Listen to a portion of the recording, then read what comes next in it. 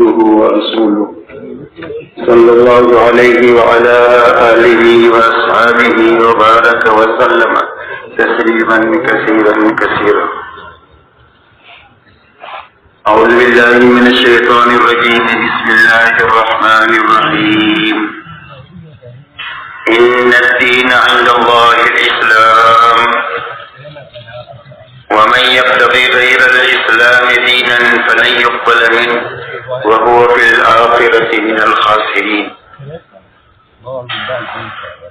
وقال الله سبحانه وتعالى: والذين جاهدوا فينا لنهدينهم سبلنا وإن الله لمع المحسنين والله يهدي إليه من ينيب.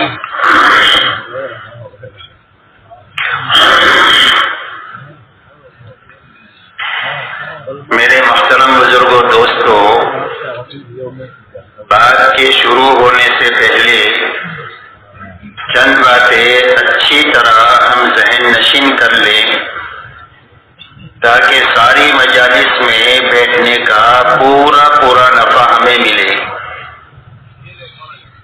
سب سے پہلی بات تو یہ ہے کہ ہر ساتھی یہ نیت کرے کہ ہر مجلس میں شروع سے لے کر آخر تک رہیں گے تاکہ پوری بات سنیں، پوری بات سمجھیں. جب پوری بات سنیں گے اور پوری بات سمجھیں گے تو ہی عمل پورا کر سکیں گے،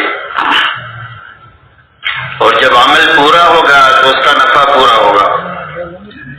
ادھورے عمل پر کبھی کام کا پورا نفع نہیں ملتا. اس لیے ہر مجلس میں شروع سے لے کر آخر تک رہنا، اس لیے کہ ہر مجلس کا ایک رنگ ہے اور ہر مجلس سے ایک کام متعلق ہے. جب اجتماع پورا ہوگا تو ساری مجالس مل کر کام کی ایک مضبوط شکل ہماری ذہنوں میں اور ہماری زندگیوں میں قائم ہوگی،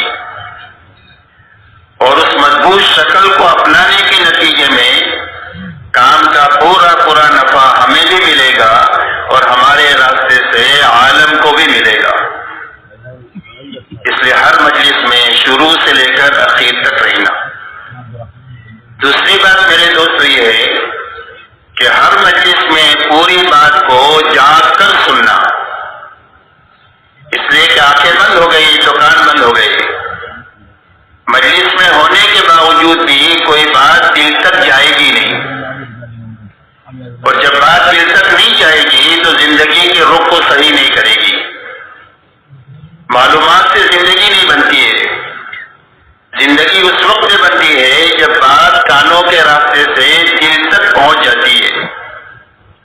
اور اللہ نے دین کی بات میں بڑی طاقت رکھی ہے زندگیوں کی تبدیلی کی.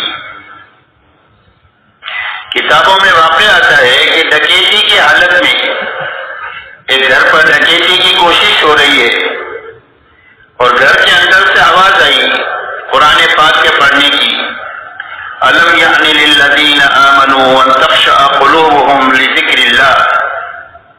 کیا ایمان والوں کے لیے وقت آیا نہیں ہے کہ ان کے دل اللہ کے لیے ڈر جائیں؟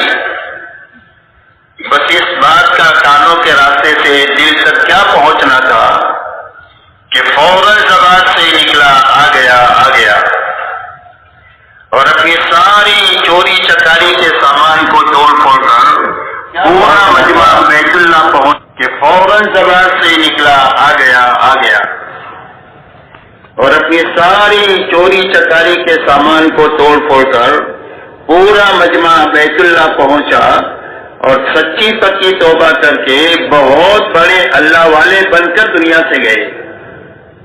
یہ دین کی بات کا اثر ہے، لیکن اثر اس وقت میں ہوگا جب یہ دل تک پہنچے گی. تو دل تک بات کے پہنچنے کے لیے ضروری ہے کہ بات کو جاگ کر سننا. آنکھیں کھلی ہیں تو کان کھلے ہیں، آنکھیں بند ہوئی تو کان بند ہو گئی. اور جاگ کر سننے کا آسان راستہ یہ ہے کہ آنکھیں بند نہیں کرنا، نیچے نہیں دیکھنا، گھٹنوں میں ہاتھ نہیں ڈالنا، ٹیکا نہیں لگانا. یہ ساری سونے کی نیتیں ہوتی ہے. جب یہ کام آدمی کر لیتا ہے تو نیند آئی جاتی ہے، سونے کی نیت کر لیا تو اس سے نیند آ جائے گی۔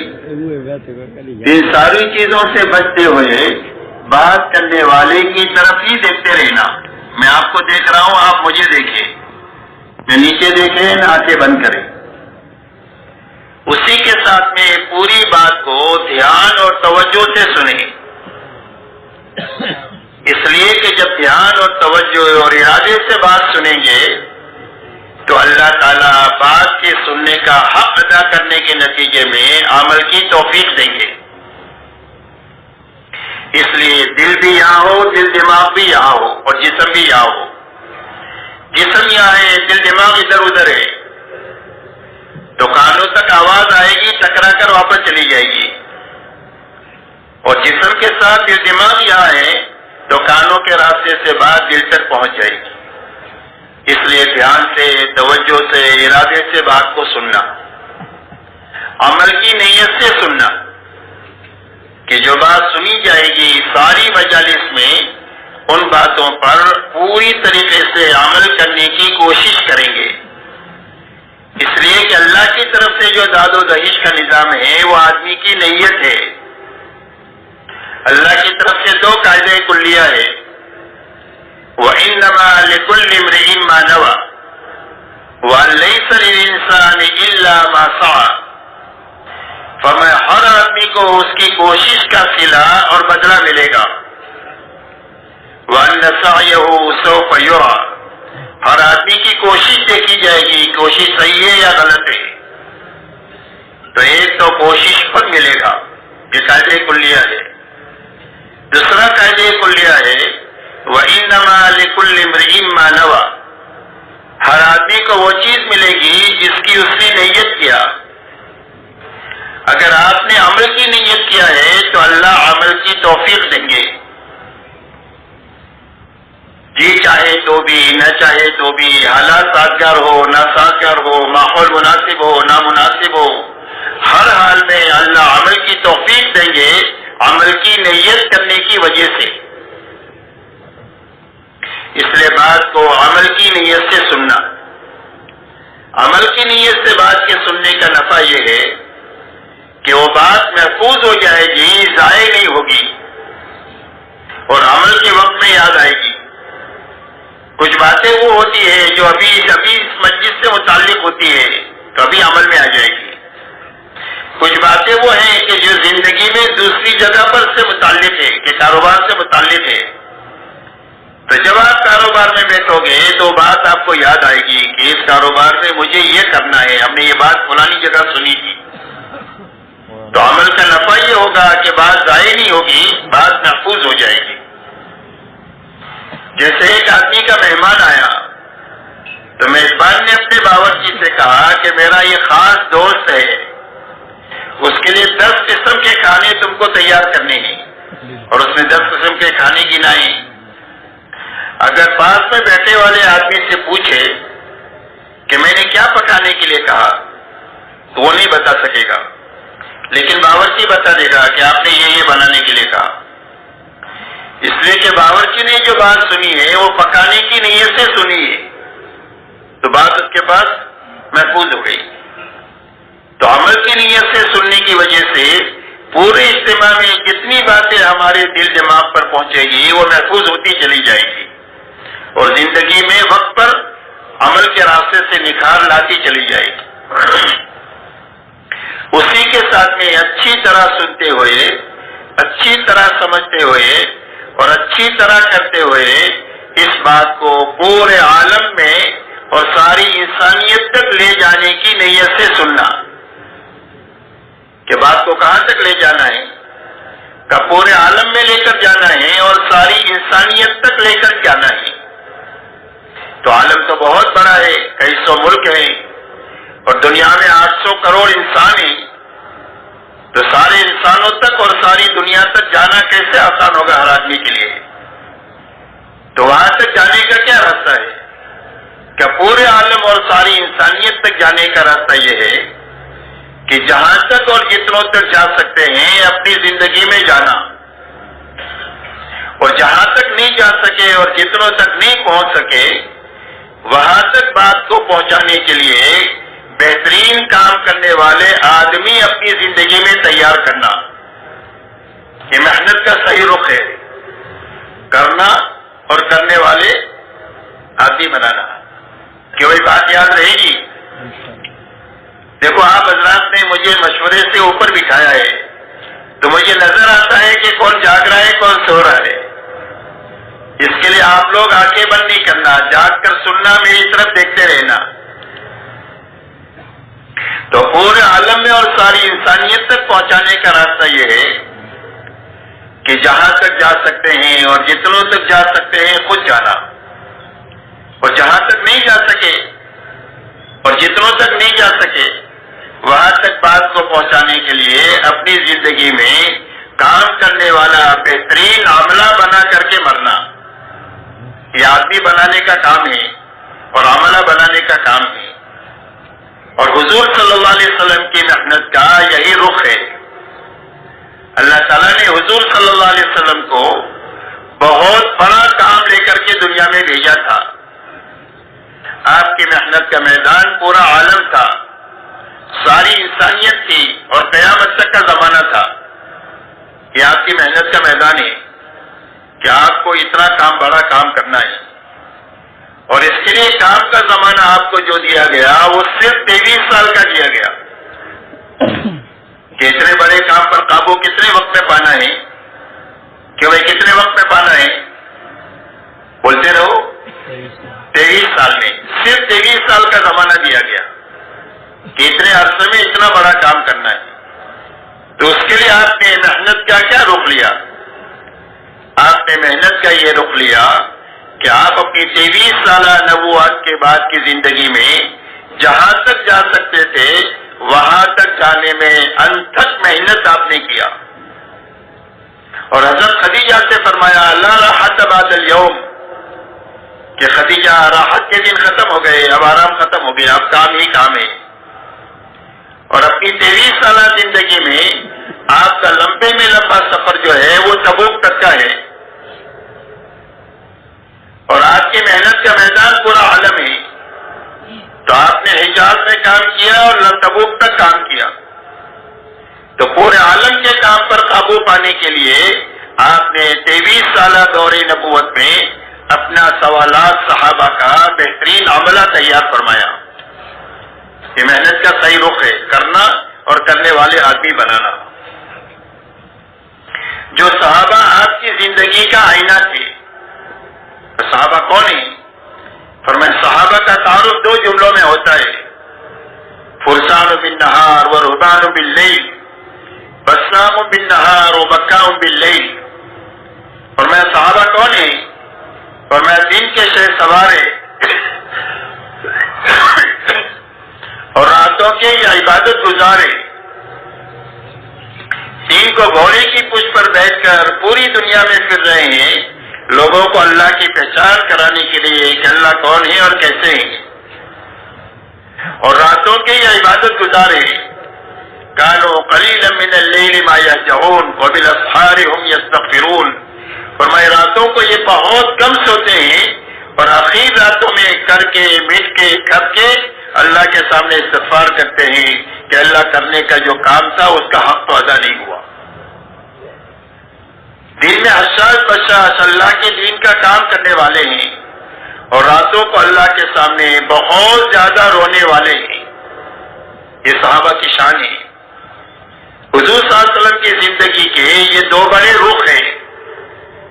آپ کا دین دعوت اور تعلیم کے لیے اللہ نے آپ کو داعی اور معلم بنا کر کے بھیجا تھا، تو آپ کے دین کا اکثر وقت جو ہے وہ دعوت پر، تعلیم پر، امت کی دیکھ بھال پر خرچ ہوتا تھا، اور آج کی رات کا بڑا حصہ اللہ کے سامنے عبادت میں، کھڑا ہونے میں، رونے میں اور قرآن پاک کے پڑھنے میں خرچ ہوتا تھا۔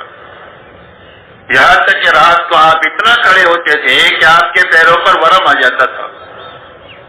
یہ آپ کا دن ہے، یہ آپ کی رات ہے، اور یہی دونوں چیزیں آپ کے مجمع میں منتقل ہوئی۔ اس لیے میرے دوستو، کام کا صحیح رخ یہ ہے کہ کام کو اچھی طرح سننا، اچھی طرح سمجھنا، اچھی طرح کرنا، اور اچھی طرح کرتے ہوئے کام کرنے والے بہترین آدمی اور عملہ بنا کر کے مرنا اور جینا. کہ یہ بات سمجھ میں آ رہی ہے؟ ان چیزوں کو سامنے رکھ کر ساری مجالس میں ہم کو بیٹھنا ہے تاکہ جب اجتماع ختم ہو تو ان بنیادوں کو اپنی زندگی کا مقصد بنا کر اور اس کی کرنے کے پکے ارادے اور عزائم کے ساتھ ہم اپنے اپنے رخوں پر روانہ ہو کہ بھائی پورا مجمع اس کے لیے تیار ہے. اللہ تعالیٰ قبول فرمائے.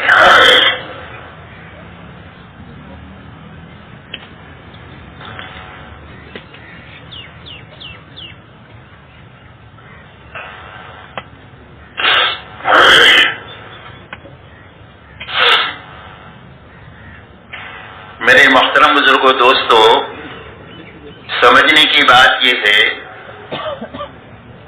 کہ ہماری تمام تر محنت اپنی زندگی میں اور پوری امت میں پورا دین لانے کی محنت ہے. اس لیے کہ محنت کسی مقصد کے لیے ہوتی ہے. تجارت جو ہے یہ کمائی کے لیے ہوتی ہے، تجارت کے لیے نہیں ہوتی. زراعت جو ہے وہ اناج کے لیے ہوتی ہے، غذا کے لیے ہوتی ہے، کھیتی کے لیے نہیں ہوتی. ملازمت تنخواہ کے لیے ہوتی ہے، ملازمت کے لیے نہیں ہوتی. ایسا ہی ہماری محنت میں جتنے رخ ہے، چاہے اجتماع کا رخ ہو، چاہے باہر کی محنت کا رخ ہو، چاہے مقامی محنت کا رخ ہو، چاہے انفرادی اعمال ہو، چاہے ہمارے اجتماعی اعمال ہو، ہماری محنت کے یہ سارے رخ اپنی زندگی میں اور پوری امت میں پورا دین لانے کے لیے ہے. اس لیے کہ اللہ کی طرف سے جتنے وعدے ہیں کامیابی کے، وہ دین پر ہے، دنیا اور آخرت کے. کہ دنیا بھی جو بنے گی وہ دین کے راستے سے بنے گی اور آخرت جو بنے گی وہ بھی دین ہی کے راستے سے بنے گی. دنیا جو اجڑے گی وہ بے دینی کے راستے سے اجڑے گی اور آخرت جو اجڑے گی وہ بھی بے دینی ہی کے راستے سے اجڑے گی.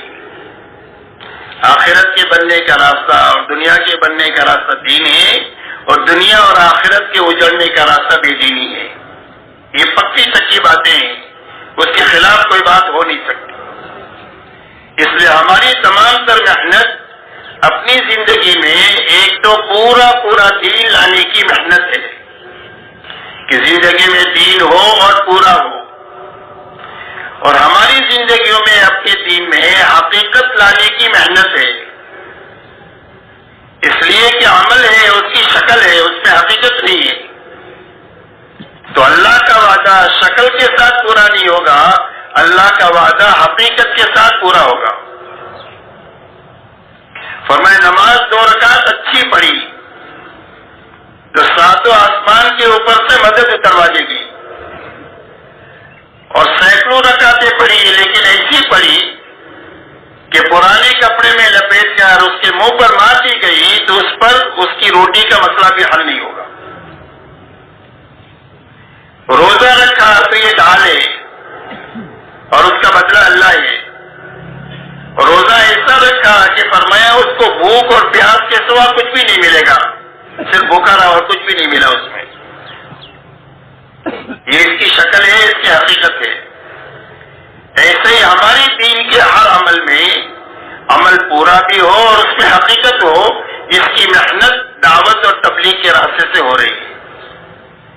اس لیے کہ دنیا اور آخرت کے جتنے وعدے ہیں وہ اللہ کی طرف سے دین کے اوپر ہے.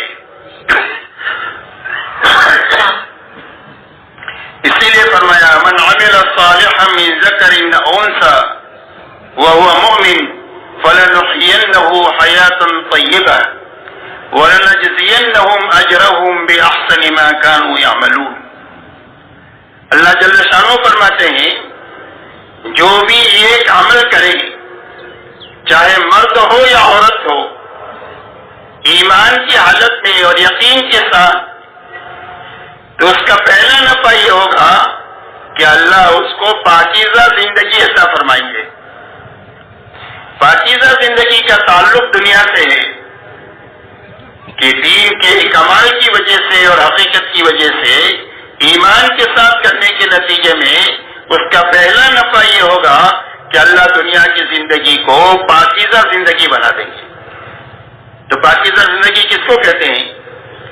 پاکیزہ زندگی اس کو کہتے ہیں کہ اللہ تعالیٰ جس حال میں بھی ہو دلوں میں اطمینان، چین اور سکون عطا فرمائے. جھوپڑے میں ہی لیکن دل میں سکون ہے، رات کو بھوکا سویا ہے لیکن بادشاہوں کے سے زیادہ دلوں میں سکون ہے. تو یہ سکون اللہ عطا فرمائیں گے، وہ دین کے راستے سے عطا فرمائیں گے. آپس میں محبتیں عطا فرمائیں گے، گھر میں، برادری میں، خاندانوں میں، شہر میں، ملک میں، عالم میں. فرمایا حیات طیبہ کا اثر یہ ہوگا کہ جھگڑے ختم ہو جائیں گے، محبتیں قائم ہو جائیں گی. مقدر کی تھوڑی زیادہ روزی جو ہے وہ اللہ حلال اور برکت والی آسانی کے ساتھ دیں گے. حلال بھی دیں گے، برکت والی بھی دیں گے اور آسانی کے ساتھ دیں گے. یہ حیات طیبہ کا اثر ہوگا. دنیا حالات کا گھر ہے، دنیا حالات کا گھر ہے. کبھی خوشی ہے، کبھی غمی ہے، کبھی بیماری ہے، کبھی تندرستی ہے، کبھی مالداری ہے، کبھی غریبی ہے، کبھی امن ہے، کبھی خوف ہے. تو دنیا حالات کا گھر ہے. تو جب کبھی بھی کوئی حال آئے گا تو اس حال سے نکلنے کے لیے اللہ دعاؤں میں قبولیت کا مقام عطا فرما دیں گے. کہ حال کیسا حل ہو جائے گا؟ فرمایا دعا کے راستے سے حال حل ہو جائے گا. حال سے اللہ نکال دیں گے، وہ دعا کی قبولیت عطا فرمائیں گے.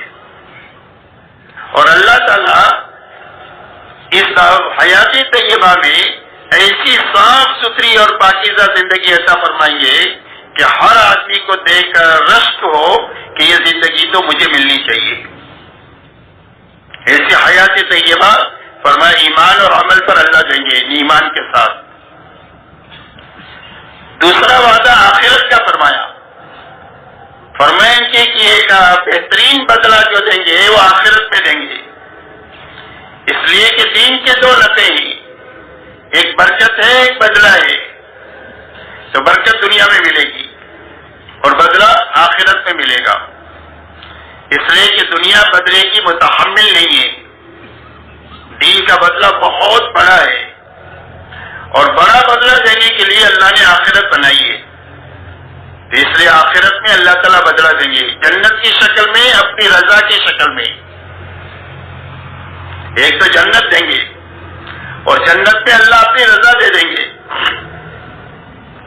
جہاں پر آدمی کی ہر خواہش پوری ہوگی اور آدمی کی ہر مانگ پوری ہوگی. مختصر الفاظ یہ سمجھے، وَلَكُمْ فِيهَا مَا تَشْتَهِي أَنفُسُكُمْ وَلَكُمْ فِيهَا مَا تَدَّعُونَ. تمہارے لیے جنت میں وہ ہے جو تمہارا جی چاہے، ہر چاہت پوری ہو جائے گی اور جو مانگو گے وہ مانگ پوری ہو جائے گی. تو ایسی کامیابی جنت کی شکل میں اللہ دیں گے آخرت میں، دین پر اور پورے دین پر.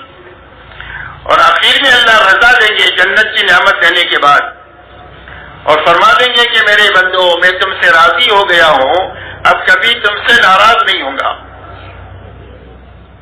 اب اللہ کی رضا کی وجہ سے یہ خرچہ ختم ہو جائے گا کہ کبھی ناراض ہو کر اللہ جنت سے نکال نہ دے.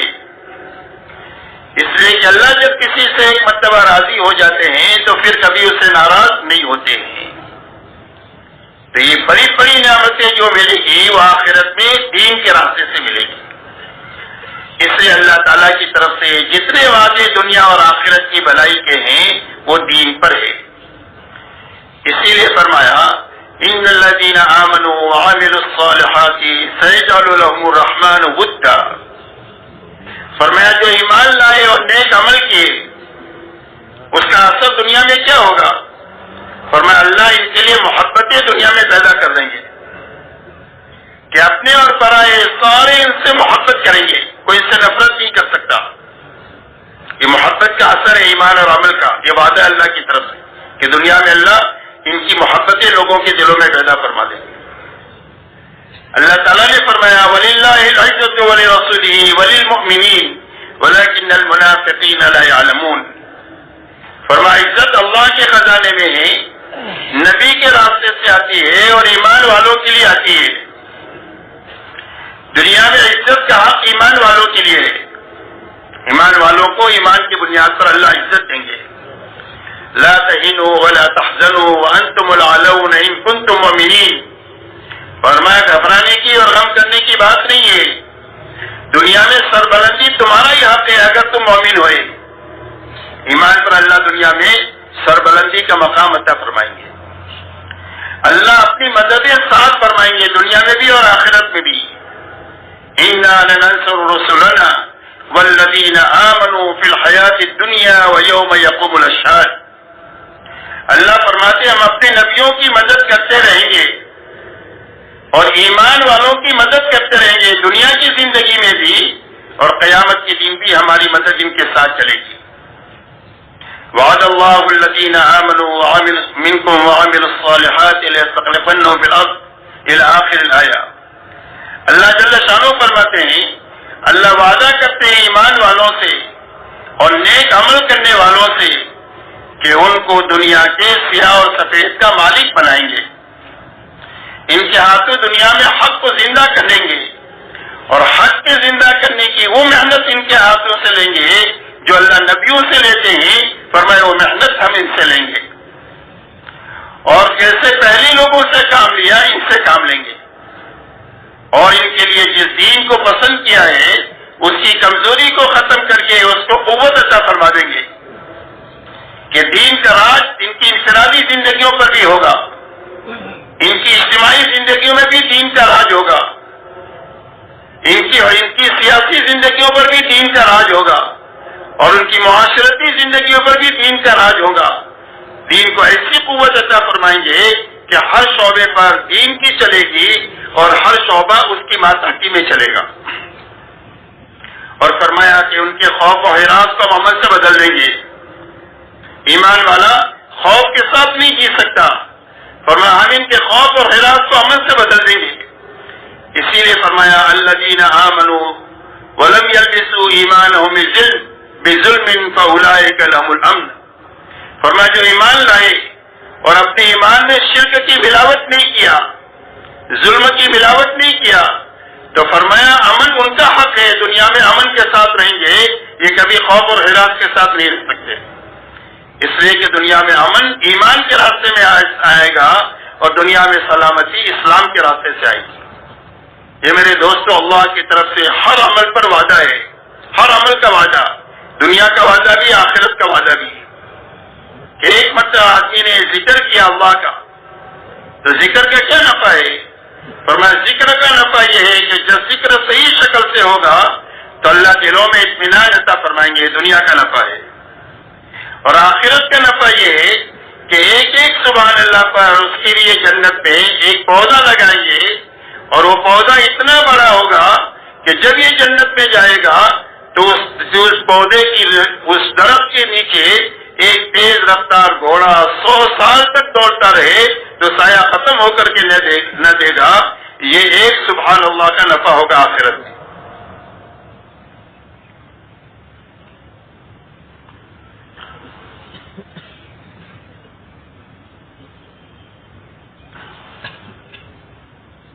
ایک آدمی نے زکات پوری نکالی تو فرمایا اس کا کیا نفع ہوگا؟ فرمایا اللہ اس کا کئی گنا دنیا میں دیں گے اور آخرت میں بھی حساب دیں گے. لیکن دنیا میں کیا نفع ہوگا؟ فرمایا اس کا مال محفوظ ہو جائے گا, کوئی چور چوری نہیں کر سکتا, کوئی ڈاکو ڈکیتی نہیں ڈال سکتا اور کوئی پانی ہلاک نہیں کر سکتا, کوئی بجلی اس کے مال کو جلا نہیں سکتی. مال محفوظ ہو گیا زکات کے دینے کی وجہ سے. اور فرمایا اس کا مال روز بڑھے گا زکات کی وجہ سے, مال کی زکات دینے کی وجہ سے روز مال بڑھے گا. فرمایا مال کے بڑھانے کا گور وہ لوگ جانتے ہیں جو ایک ایک پائی کا حساب دیتے ہیں زکات کا. اس لیے میرے دوستو دین کا نفع دنیا کا بھی ہے آخرت کا بھی ہے. شرط یہ ہے کہ دین پورا ہو اپنے حقیقت کے ساتھ. ایسی جس طرح اللہ کی طرف سے وعدے ہیں ایسا ہی بے دینی پر وعیدیں ہیں کہ اگر زندگی میں دین نہیں آیا تو بے دینی کی نحوست دنیا میں ہوگی اور اس کا وبال آخرت میں ہوگا.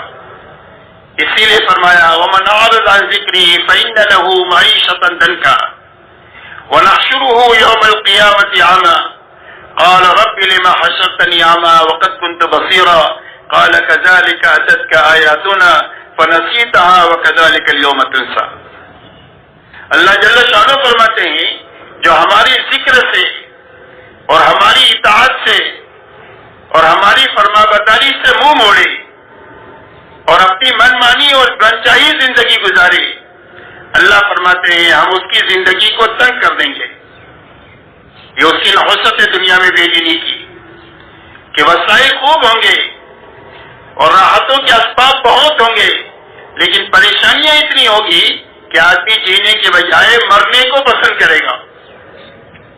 آپ دیکھ لو دنیا میں خودکشی جو لوگ کرتے ہیں اکثر بھوکے لوگ نہیں کرتے ہیں، وہ لوگ کرتے ہیں جن کے پاس بہت وسائل ہیں، کھانے پینے کے، رہنے سہنے کے، سواریوں کے، سارے عیش و آرام کے وسائل ہیں، لیکن اللہ نے زندگی کو تنگ کر دیا بے دینی کی نحوست کی وجہ سے اور اللہ کے ساتھ سرکشی کی نحوست کی وجہ سے، جس کی وجہ سے جینے کے بجائے مرنے کو پسند کرتا ہے. حالانکہ اس کو معلوم نہیں ہے کہ اس موت کے بعد جو مسائل شروع ہونے والے ہیں وہ اتنے بڑے مسائل ہیں گے کہ دنیا کے مسائل اس کے سامنے ایک ذرے کی حیثیت نہیں رکھتے. لیکن آدمی حل سمجھتا ہے مرنے میں، حالانکہ مسائل کا وہ سمندر شروع ہوگا کہ آدمی روئے گا روئے گا، آنسو ختم ہو جائیں گے تو خون روئے گا، خون ختم ہو جائے گا، اس کے بعد پیپ روئے گا اور اس کے بعد اتنا روئے گا کہ اس کے آنسوؤں میں کشتیاں چلے گی، لیکن اللہ کو کوئی ترس اور پیار نہیں آئے گا. اتنی بڑی تباہی کے ساتھ میں اس کی آخرت اجڑے گی جو اللہ کے دین سے اعراض کر کے زندگی گزارے گا. دنیا تنگ ہو جائے گی اور قیامت کے دن اللہ اس کو اندھا اٹھائیں گے. وہ کہے گا اللہ میں تو بینا تھا دنیا میں، مجھے اندھا کیوں اٹھایا؟ اللہ فرمائیں گے کہ ہماری آیتیں اور نشانیاں تمہارے پاس آئی، تم نے اس کو بلا دیا، آج کے دن تم کو بلا دیا جائے گا. کوئی سنوائی نہیں ہوگی، اللہ کو پکارے گا، اللہ کی طرف سے جواب ملے گا اِسْتَوُوا فِيهَا وَلَا تُكَلِّمُونَ، ذلت کے ساتھ پڑے رہو، ہم سے بات مت کرو. اس لیے میرے محترم بزرگوں دوستو، بنیادی بات یہ سمجھنے کی ہے کہ ہماری تمام تر محنت اپنی زندگیوں میں اور پوری امت کی زندگی میں پورا دین اپنی حقیقت کے ساتھ لانے کی محنت ہے. اس لیے کہ دین پورا ہوگا تو اللہ کی تائید اور مدد ساتھ ہوگی، اور جب دین ادھورا ہوگا تو دنیا میں نقد مصیبتیں آئے گی. اسی لیے فرمایا ظہر الفساد فی البر والبحر بما کسبت ایدی الناس لیذیقہم بعض الذی عملوا لعلہم یرجعون. فرمایا خشکی اور تری میں ناگواری کے حالات پیدا ہو گئے آدمیوں کے غلط کاموں کی وجہ سے، تاکہ اللہ ان کے بعض غلطیوں کا مزہ چکھاوے. اور اللہ کی طرف سے حالات بھی آتے ہیں بطور رحمت آتے ہیں تاکہ ان حالات سے متاثر ہو کر آدمی اللہ کی طرف رجوع کرے. فرمایا ما اصابکم من مصیبت فبما کسبت ایدیکم ویعفو عن کثیر. فرمایا جو مصیبت بھی تمہارے پاس آ رہی ہے تمہارے غلط کاموں کی وجہ سے آ رہی ہے، اور بہت ساری غلطیاں تو وہ ہے جو اللہ تعالیٰ معاف فرما دیتے ہیں. فرمایا وَلَنُذِيقَنَّهُم مِّنَ الْعَذَابِ الْأَدْنَىٰ دُونَ الْعَذَابِ الْأَكْبَرِ لَعَلَّهُمْ يَرْجِعُونَ. فرمایا بڑے عذاب سے پہلے جو موت سے شروع ہوگا، دنیا میں چھوٹے چھوٹے عذابات اور حالات ہم انسانوں پر بھیجتے ہیں تاکہ یہ اللہ کی طرف رجوع کرے. اس لیے مدد آئے گی پورے دین پر اور حالات آئیں گے ادھورے دین پر. اس لیے محنت اس بات کی ہے کہ ہماری زندگی میں پورا دین اپنی حقیقت کے ساتھ میں آئے. ادھورا دین کیا ہے اور پورا دین کیا ہے؟ میرے دوستو، اللہ کی طرف سے دو لائن کے احکامات ہیں. ایک کرنے کے لائن کے احکامات ہے اور ایک بچنے کے لائن کے احکامات ہے. جتنے کرنے کے لائن کے احکامات ہیں ان سارے کاموں کو کرنا، اور جتنے بچنے کے لائن کے احکامات ہیں ان ساری چیزوں سے بچنا، یہ پورا دین ہے. کرنے کے کچھ کام کیے کچھ نہیں کیے، بچنے کی کچھ چیزوں سے بچے کچھ چیزوں سے نہیں بچے، تو یہ ادھورا دین ہے. اس لیے اللہ کی طرف سے یہ حکم ہے یا ایھا الذین آمنوا ادخلوا فی السلم کافہ، وَلَا تَتَّبِعُوا خُطُوَاتِ الشَّيْطَانِ إِنَّهُ لَكُمْ عَدُوٌّ مُبِينٌ۔ اللہ جل شانہ ایمان والے مردوں اور عورتوں سے مخاطب ہے اور یہ ارشاد فرماتے ہیں کہ اے ایمان والو، اسلام میں اور دین میں پورے داخل ہو جاؤ اور شیطان کے نقش قدم پر مت چلو، یہ شیطان تمہارا کھلا ہوا دشمن ہے۔ اس آیت کریمہ کے شان نزول کے بارے میں مفسرین نے یہ لکھا ہے کہ یہ آیت اتری حضرت عبداللہ ابن سلام رضی اللہ تعالیٰ عنہ کے بارے میں، جو اسلام سے پہلے ایک آسمانی مذہب کے ماننے والے تھے اور وہ اسلام سے پہلے سچا مذہب تھا۔ اسلام کے آنے کے بعد میں اللہ نے سارے مذاہب کو ختم فرما کر کے ایک ہی مذہب ساری انسانیت کے لیے طے فرمایا اور قرآن میں اعلان فرمایا ان الدین عند اللہ الاسلام۔ فرمایا اب ساری انسانیت کے لیے زندگی گزارنے کا جو پاکیزہ طریقہ اللہ کے یہاں پسندیدہ ہے وہ صرف دین اسلام ہے۔ دوسری جگہ فرمایا وَمَن يَبْتَغِي غَيْرَ الْإِسْلَامِ دِينًا فَلَن يُقْبَلَ مِنْهُ وَهُوَ فِي الْآخِرَةِ مِنَ الْخَاسِرِينَ۔ فرمایا اسلام کے علاوہ کسی اور راستے پر چل کر جو کوئی بھی آئے گا اللہ کے یہاں ہرگز وہ قبول نہیں ہوگا اور اس کی آخرت ہمیشہ کے لیے اجڑ جائے گی، ایسی اجڑے گی کہ اس کے بعد کبھی بھی آبادی نہیں ہوگی۔ اس لیے اب ساری انسانیت کے لیے ایک ہی مذہب طے ہوا، وہ دین اسلام ہے۔ اللہ فرماتے ہیں کہ دین میں پورے داخل ہو جاؤ۔ تو یہ عبداللہ ابن سلام رضی اللہ تعالیٰ عنہ بہت بڑے عالم تھے اس مذہب کے۔ اس مذہب کے اندر میں اونٹ کا گوشت کھانا منع تھا۔ اسلام میں حلال ہے، فرض واجب نہیں ہے کہ آپ کو کھانا ہی پڑے گا، بلکہ حلال ہے، آپ کھائے تو ٹھیک ہے، نہ کھائے تو کوئی حرج نہیں۔ بہت ساری چیزیں ہیں زندگی بھر آپ نہ کھائے تو کوئی آپ سے مطالبہ نہیں ہے۔ ان کے دل میں یہ بات آئی کہ اگر میں اونٹ کا گوشت نہ کھاؤں تو میرا اسلام پر بھی عمل ہو جائے گا اور پہلا جو سچا مذہب تھا اس پر بھی عمل ہو جائے گا۔ ایسے اچھے جذبے سے ایک مباح چیز کو چھوڑا، فرض واجب کو نہیں چھوڑا، کوئی گناہ کا کام نہیں کیا، ایک مباح چیز چھوڑی اور اتنے اچھے جذبے سے چھوڑی۔ اللہ جل شانہ ارشاد فرماتے ہیں کہ اے ایمان والو، اسلام میں پورے داخل ہو جاؤ اور شیطان کے نقش قدم پر مت چلو، اس لیے کہ شیطان تمہارا کھلا ہوا دشمن ہے۔ اس لیے کہ ہم نے تمہارے لیے پورا دین اتار دیا ہے۔ الیوم اکملت لکم دینکم واتممت علیکم نعمتی ورضیت لکم الاسلام دینا، کہ ہم نے تمہارے لیے دین اسلام کو پورا اتار دیا ہے۔ تمہیں جوتا پہننے کا طریقہ بھی بتا دیا ہے، شادی کرنے کا طریقہ بھی بتا دیا ہے، عبادت کرنے کا طریقہ بھی بتا دیا ہے اور حکومت کرنے کا طریقہ بھی بتا دیا ہے۔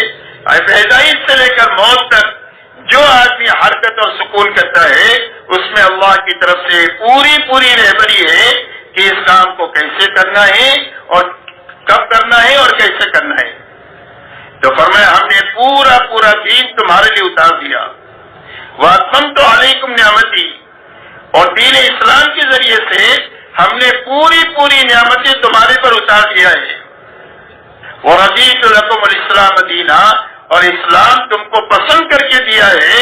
اب اسلام کے آنے کے بعد کسی اور مذہب کی طرف، کسی اور طور طریقوں کی طرف، کسی اور تہذیب اور تمدن کی طرف للچائی ہوئی نگاہوں سے دیکھنا اللہ اس کو برداشت نہیں کریں گے، اس لیے کہ جو جس قوم کے ساتھ مشابہت کرے گا قیامت کے دن اس کے ساتھ اٹھایا جائے گا۔ من تشبہ بقوم فہو منہم، جس قوم سے مشابہت اختیار کرے گا اس کے ساتھ اٹھایا جائے گا۔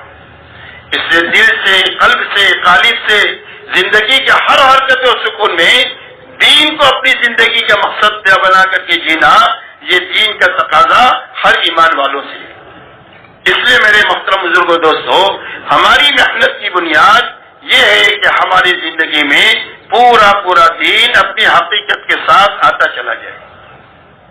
اس لیے ہر وقت میں محنت کرنے والے ہر فرد کو یہ دیکھتے رہنے کی ضرورت ہے کہ میں نے سال بھر تبلیغ کیا، میں نے 5 سال تبلیغ کیا، میں نے 10 سال سے تبلیغ میں ہوں، اس کے راستے سے میری زندگی میں دین آ رہا ہے، بڑھ رہا ہے یا نہیں بڑھ رہا ہے۔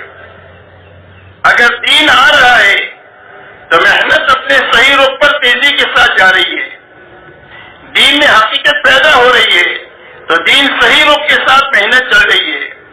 اور اگر دین نہیں بڑھ رہا ہے اور دین میں حقیقت کی کمی آتی جا رہی ہے تو یہ اپنے بارے میں فکر مند ہونے کی ضرورت ہے، اس لیے کہ دین پورا ہوگا تو اس کا نفع پورا ہوگا، ورنہ جس لائن کی کمی زندگی میں ہوگی اس لائن کا وبال آدمی کی زندگی میں اس لائن سے آئے گا۔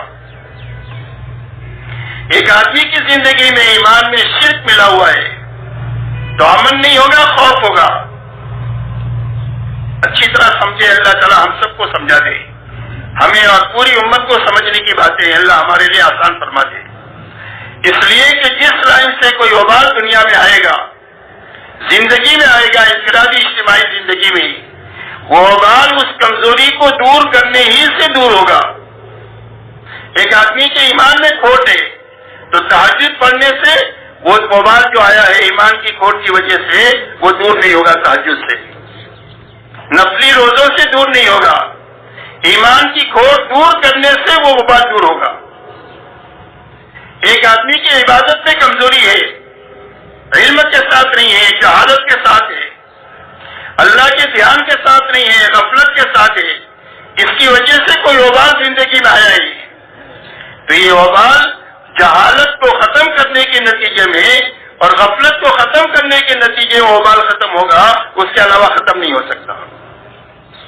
ایک آدمی کی زندگی میں معاشرت کے لائن کی کمزوری ہے، ماں باپ کو ناراض کر کے رکھا ہوا ہے، اس کی وجہ سے وبال ہے زندگی میں، تو وبال ماں باپ کو راضی کے بغیر دور نہیں ہوگا، یاد رکھیں۔ کتنا بھی تبلیغ کریں گے تو وبال دور نہیں ہوگا جب تک ماں باپ کو راضی نہیں کریں گے۔ حضور صلی اللہ علیہ وسلم کے زمانے میں ایک صحابی نوجوان کے انتقال کا وقت ہوا، ان کو کلمے کی تلقین کی جا رہی ہے، زبان سے کلمہ نہیں نکل رہا۔ حضور صلی اللہ علیہ وسلم کو اطلاع دی گئی، آپ تشریف لائے، تحقیق کے حال کیا تو پتا چلا کہ ان کی ماں کو ناراضگی ہے، اور ناراضگی کی وجہ کیا ہے؟ فرمایا زبان میں تھوڑی سی تیزی ہے، جو تیزی ماں کے دل کو دکھا رہی ہے، تو اس کا اثر ہی ہو رہا ہے کہ موت کے وقت میں زبان سے کلمہ نہیں نکل رہا ہے۔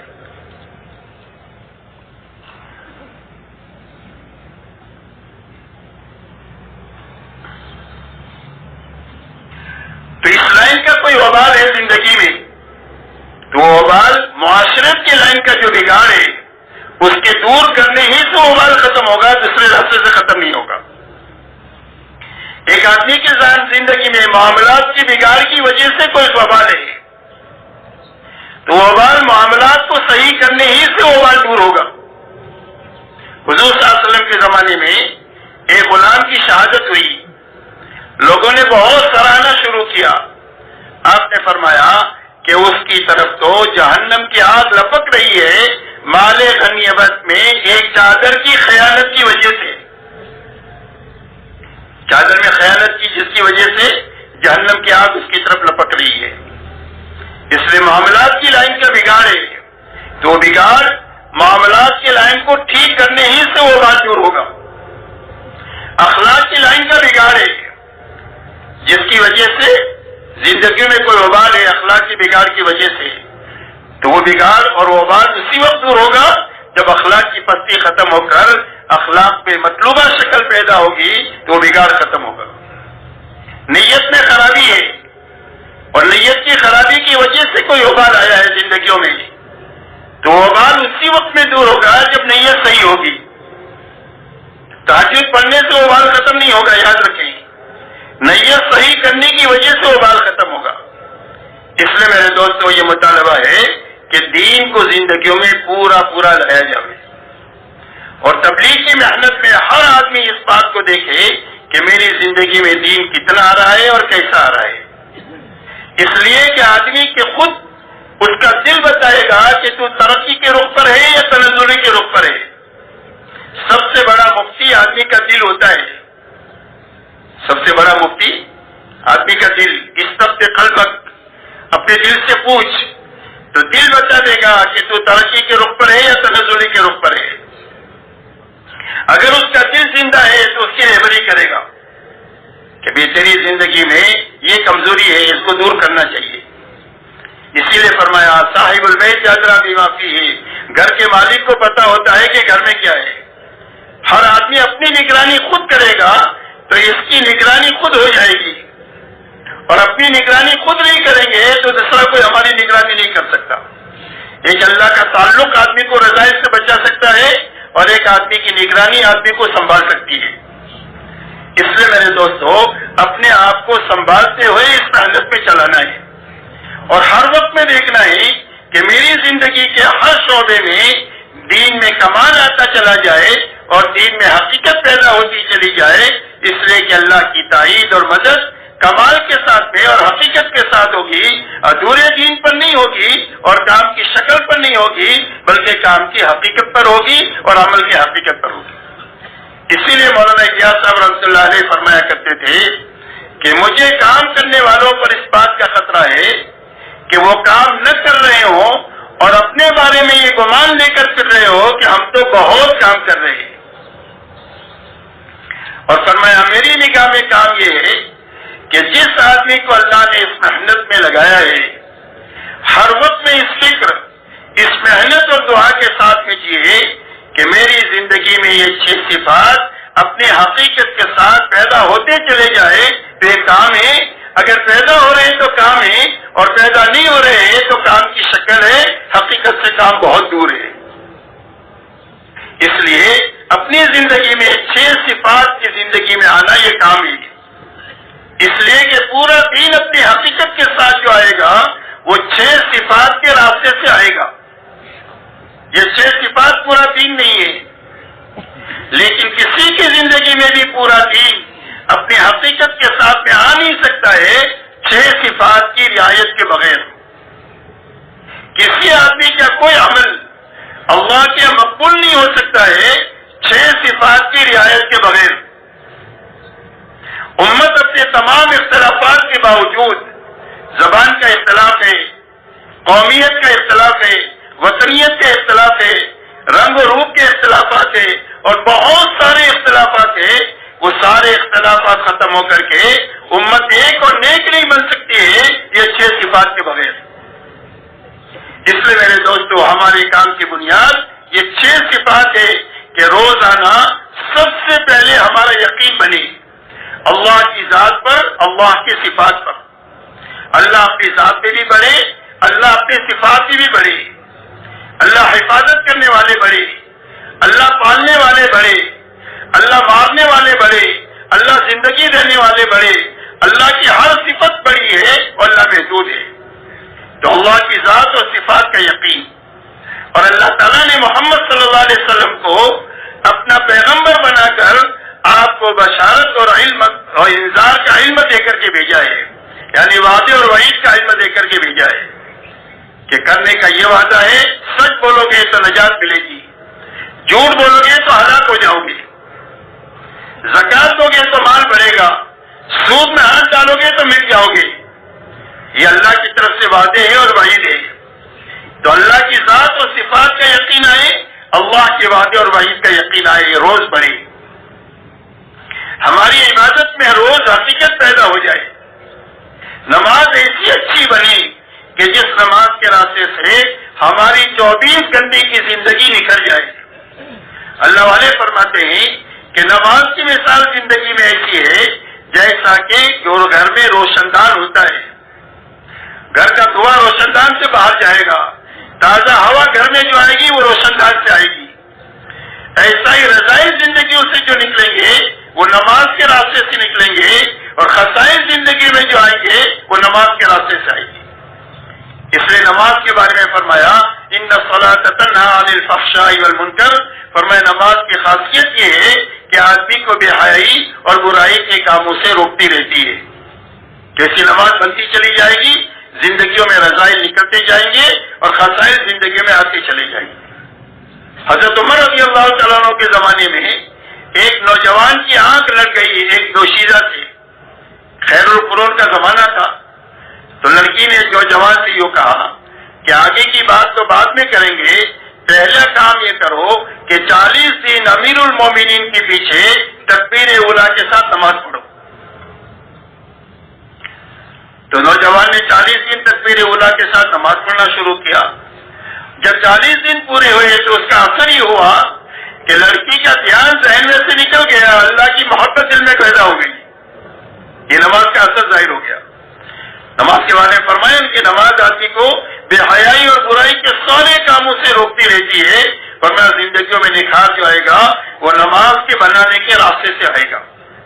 تو روزانہ ہماری نماز میں ایک تو یقین پیدا ہو، روزانہ ہماری نماز میں شوق پیدا ہو اللہ کے سامنے کھڑے ہونے کا، ہماری نماز میں علم آئے مسائل کا اور سنتوں کا، ہماری نماز میں اللہ والا دھیان آئے، ہماری نماز میں اللہ کو راضی کرنے والی نیت آئے، یہ ہماری محنت کی بنیادیں ہیں۔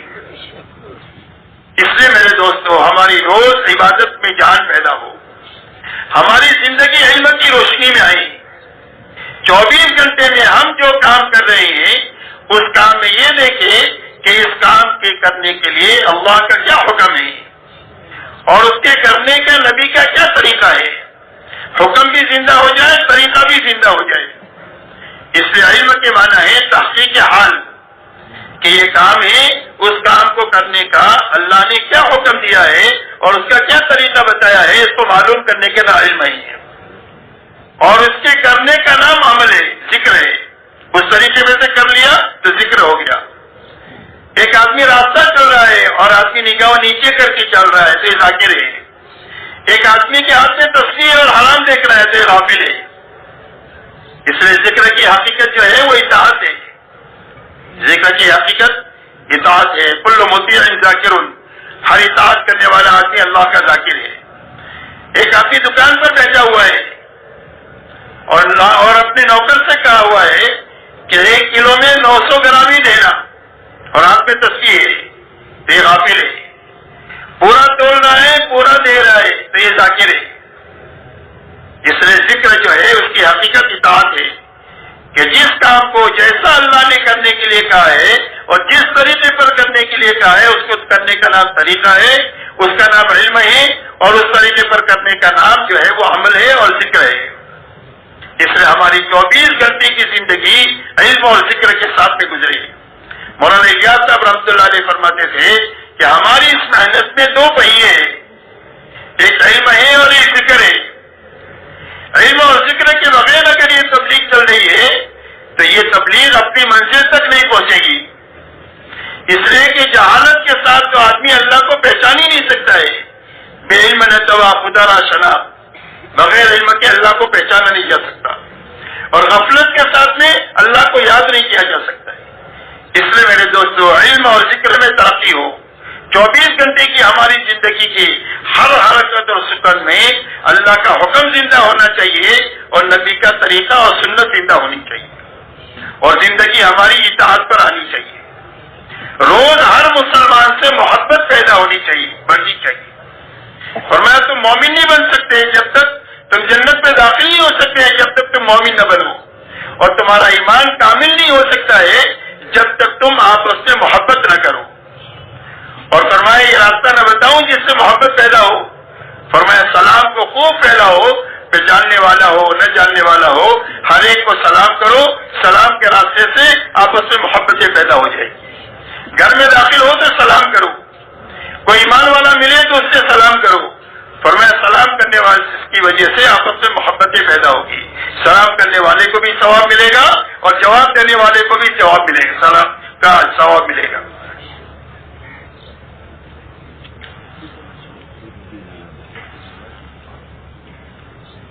اس لیے ہر مسلمان سے محبت کرنا ہے، مسجد وار جماعت کے ساتھیوں سے محبت، حلقے کے ساتھیوں سے محبت، شہر کے کام کرنے والے ساتھیوں سے محبت، عالم کے ساتھیوں سے محبت۔ نفرت کی تو ہمارے کام میں کوئی گنجائش ہی نہیں ہے۔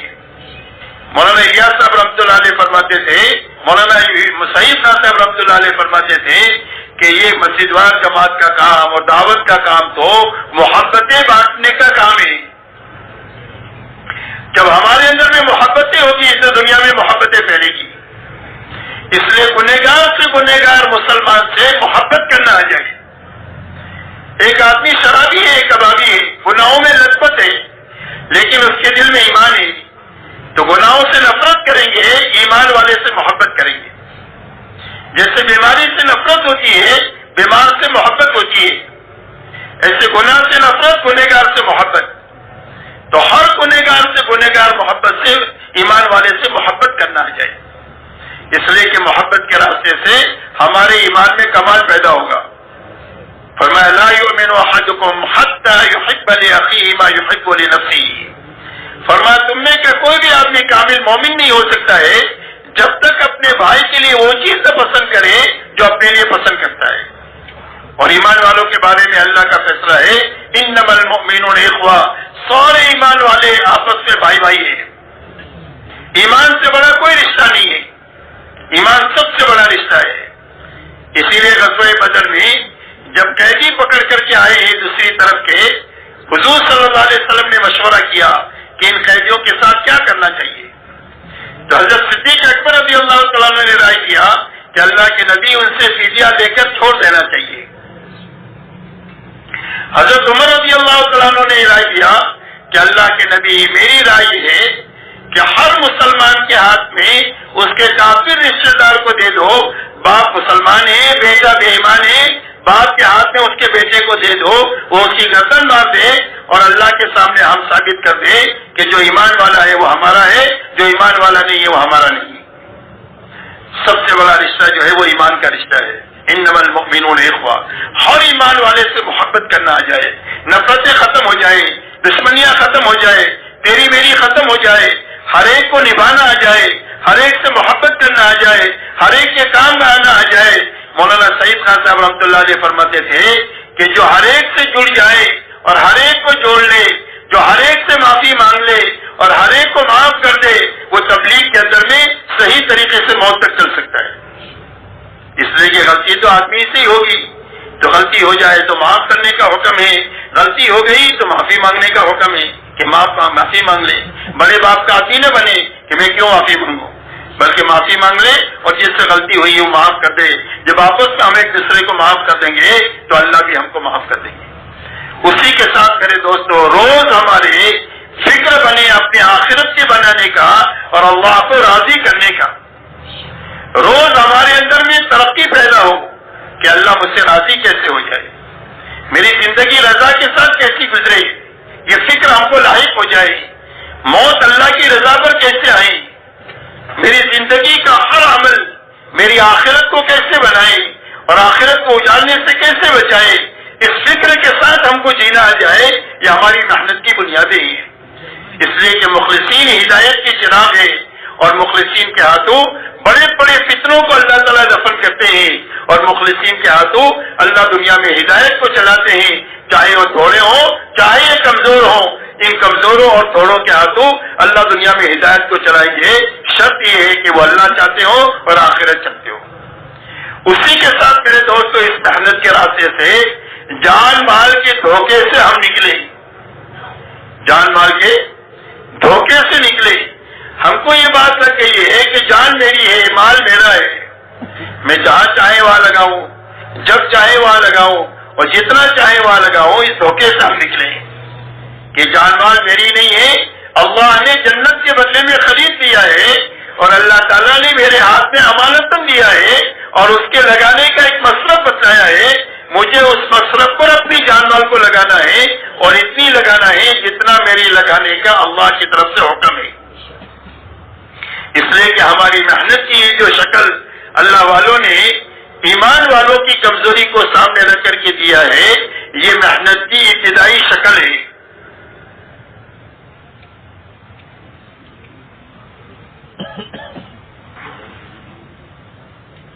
یہ محنت کی ابتدائی شکل ہے.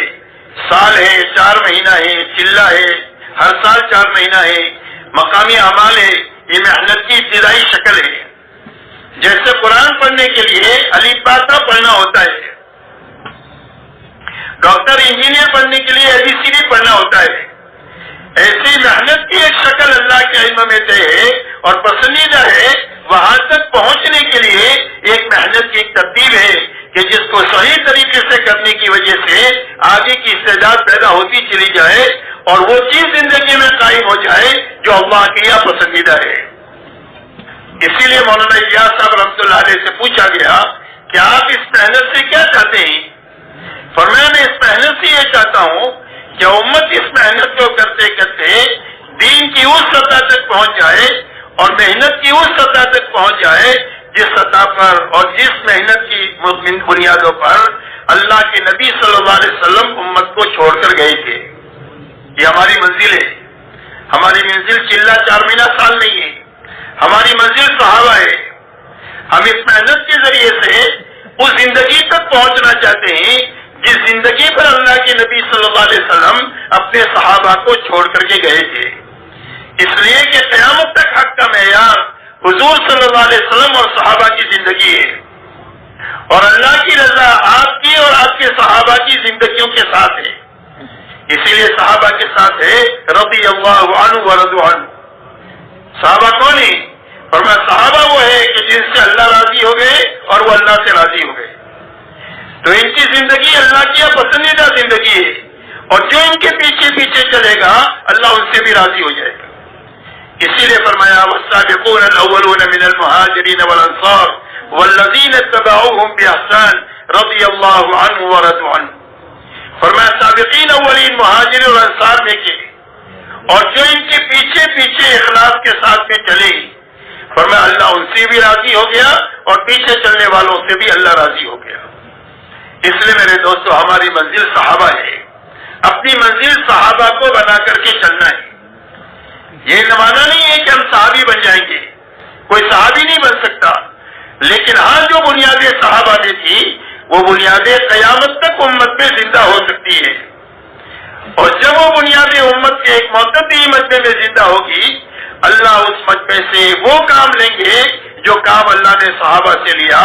اگر یہ کمزور ہوں گے تو اللہ اپنی قوت ان کے ساتھ ملا کر ان کو قوی بنا دیں گے، اور اگر یہ تھوڑے ہوں گے تو اللہ اپنے لشکروں کو ان کے ساتھ ملا کر کے ان کو زیادہ کر دیں گے، اور اللہ ان سے کام لے لیں گے، اور دنیا کی کوئی بھی طاقت اللہ کے ارادے کے بیچ میں حائل نہیں ہو سکتی ہے۔ شرط یہ ہے کہ بنیادیں زندہ ہو جائے جن بنیادوں پر حضور صلی اللہ علیہ وسلم امت کو چھوڑ کر گئے تھے۔ تو آپ امت کو کن بنیادوں پر چھوڑ کر گئے؟ آپ امت کو 2 بنیادوں پر چھوڑ کر گئے۔ ایک تو ہر فرد امت میں پورا دین اپنی حقیقت کے ساتھ پایا جاتا تھا، جو قرآن میں تھا وہ ان کی زندگیوں میں تھا، اس لیے وہ اللہ کی چلتی پھرتی اللہ کی کتاب تھے زمین پر۔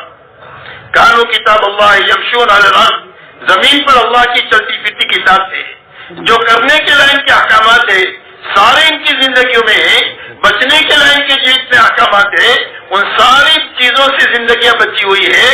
جو صفات اللہ کو پسند ہے ان سارے صفات سے ان کی زندگیاں متصف ہے، تقوی سے، توکل سے، صبر سے، شکر سے، احسان سے، انابت سے، تواضع سے، تحمل سے، برداشت سے، ان سارے صفات سے متصف ہے۔ حسد سے، کینے سے، نفاق سے، شفاعت سے، ساری چیزوں سے زندگیاں پاک ہے۔ اللہ کی چلتی چیزوں سے زندگیاں پاک ہے، اللہ کی چلتی پھرتی زمین پر کتاب ہے۔ اس کے لیے ان کی دعوت ہے اسلموا تسلموا، کا اسلام لاؤ سلامتی ملے گی۔ کا کون سا اسلام؟ فرمایا ہمارے جیسے ہو جاؤ۔ ایک تو پورا دین اپنی حقیقت کے ساتھ ان کی زندگی میں تھا، اس لیے ان کی دعوت ہے اپنی جیسے بننے کی۔ دوسرے انہوں نے اپنی محنت کو اس سطح تک پہنچا دیا جو سطح اللہ کی یا پسندیدہ کی، اور وہ سطح وہ پسندیدہ ہے جس سطح پر حضور صلی اللہ علیہ وسلم نے 23 سالہ محنت کر کے امت کو پہنچایا ہے۔ اسی لیے آپ کے زمانے میں محنت کی جو سطح تھی وہ سطح یہ تھی کہ ہر ایمان والا اپنی جان اور مال کو دعوت پر اتنی لگائے جتنا کہ دعوت کا تقاضا ہے۔ اس لیے آپ کے زمانے میں تقاضے کی تشکیل تھی کہ جان مال کتنی لگانی ہے، کہ جتنا تقاضا ہے اتنی لگانی ہے۔ ہم اپنے گھر کاروبار میں کتنی لگتے لگاتے ہیں، جتنا گھر کاروبار کا تقاضا ہے اتنا گھر کاروبار میں لگتے لگاتے ہیں، تو سارے تقاضے پورے ہو جاتے ہیں۔ تو ایسے حضور صلی اللہ علیہ وسلم کے زمانے میں محنت کی جو شکل تھی وہ یہ تھی کہ ہر ایمان والا اپنی جان اور مال کو ایمان کے سیکھنے پر اور ایمان کے پھیلانے پر اتنی لگائے جتنا کہ لگانے کا تقاضا ہے. یہ پہلی بنیاد ہے لگانے کی. دوسری بنیاد لگانے کی یہ ہے کہ ہر ایمان والا اپنی جان اور مال کو اللہ کی عبادت پر اتنی لگائے کہ عبادت میں حقیقت پیدا ہو جائے اور عبادت امت میں زندہ ہو جائے. اس لیے کہ اللہ کے خزانوں سے لینے کا راستہ اللہ کی عبادت ہے. ایاک نعبد و ایاک نستعین. اللہ تیری ہی عبادت کریں گے تو جس سے مدد لیں گے. تو اللہ کی مدد کے لینے کا راستہ اللہ کی عبادت ہے. تو عبادت پر جان مال اتنی لگانا کہ عبادت میں حقیقت پیدا ہو جائے اور امت میں عبادت زندہ ہو جائے جتنا کہ عبادت کا تقاضا ہے. نمبر 3 لگانے کی جگہ اخلاق ہے کہ ہر ایمان والا اپنی جان مال اللہ کی مخلوق کو راحت پہنچانے پر اتنی لگائے جتنا کہ اخلاق کا تقاضا ہے. یہ تیسری لگانے کی جگہ ہے کہ اخلاق پر ہماری جان مال لگے. اس لیے حضور صلی اللہ علیہ وسلم کے زمانے میں اور صحابہ کے زمانے میں لگانے کا معیار وہ نہیں تھا جو ہمارے یہاں پر ہے. وہاں تقاضا جتنا تھا اتنا لگایا جاتا تھا. ایک مرتبہ حضرت حسن اور حسین اور عبداللہ ابن جعفر یہ تینوں حضرات سفر پر تھے. ان کی اونٹنی جس پر توشا تھا وہ گم ہو گئی. اب کھانا اس پر تھا. دیکھا بھوک لگی ہے تو انہوں نے دیکھا کہ کچھ کھانے کی جگہ ہے تو دیکھا ایک جھوپڑا ہے. جھوپڑے پر پہنچے تو ایک بڑی بھی تھی, بڑی عمر کی عورت. اس سے کہا اما جان ہم ہاشمی لوگ ہیں, آپ ہماری مہمانی کریں گی؟ کہا بیٹا یہ سامنے بکری کھڑی ہے, لے آؤ ذبح کر کے میں تمہارے لیے پکا دیتی ہوں, کھا لو. اس عورت کے بعد اس کے سوا کچھ بھی نہیں ہے بکری کے سوا. کہ ذبح کر کے دو میں تمہارے لیے پکا دیتی ہوں. پکایا کھایا چلے گئے. کا شوہر آیا, کہا کیا ہوا بکری کا؟ کہا وہ مہمان آئے تھے ان کو کھلایا. اور انہوں نے کہا ہم ہاشمی لوگ ہیں, کبھی تم کو ضرورت پڑے تو مدینہ میں آ جانا. تو اس بڑی بی پر فاقہ آ گیا تو مدینہ منورہ چلی گئی. مدینہ منورہ میں جب پہنچی تو وہ کچھ بازار میں کچھ کر رہی تھی کام. اتنے میں حسنین میں سے کسی نے ان کو پہچان لیا. یہ بڑی بی تو وہ ہے کہ جنہوں نے ہماری مہمانی کیا تھا. اما جان میرے ساتھ گھر چلو. گھر لے کر گئے. اپنے خادم سے کہا کہ اما جان کو 1000 دینار دو, 1000 بکری دو. 1000 دینار دو اور 1000 بکری دو. اور فرمایا بھائی کے پاس لے کر جاؤ. بھائی کے پاس لے کر گئے. کہ بھائی نے کیا دیا؟ کہ 1000 دینار دیا, 1000 بکری دیا. تو اپنے خادم سے کہا کہ امی کو 1000 دینار دو, 1000 بکری دو. اور فرمایا عبداللہ ابن جعفر کے پاس لے کر جاؤ. حضرت عبداللہ ابن جعفر رضی اللہ تعالیٰ عنہ کے پاس لے کر گئے تو انہوں نے کہا کہ کہاں سے آئی؟ کہا دونوں بھائیوں کے پاس سے آئی.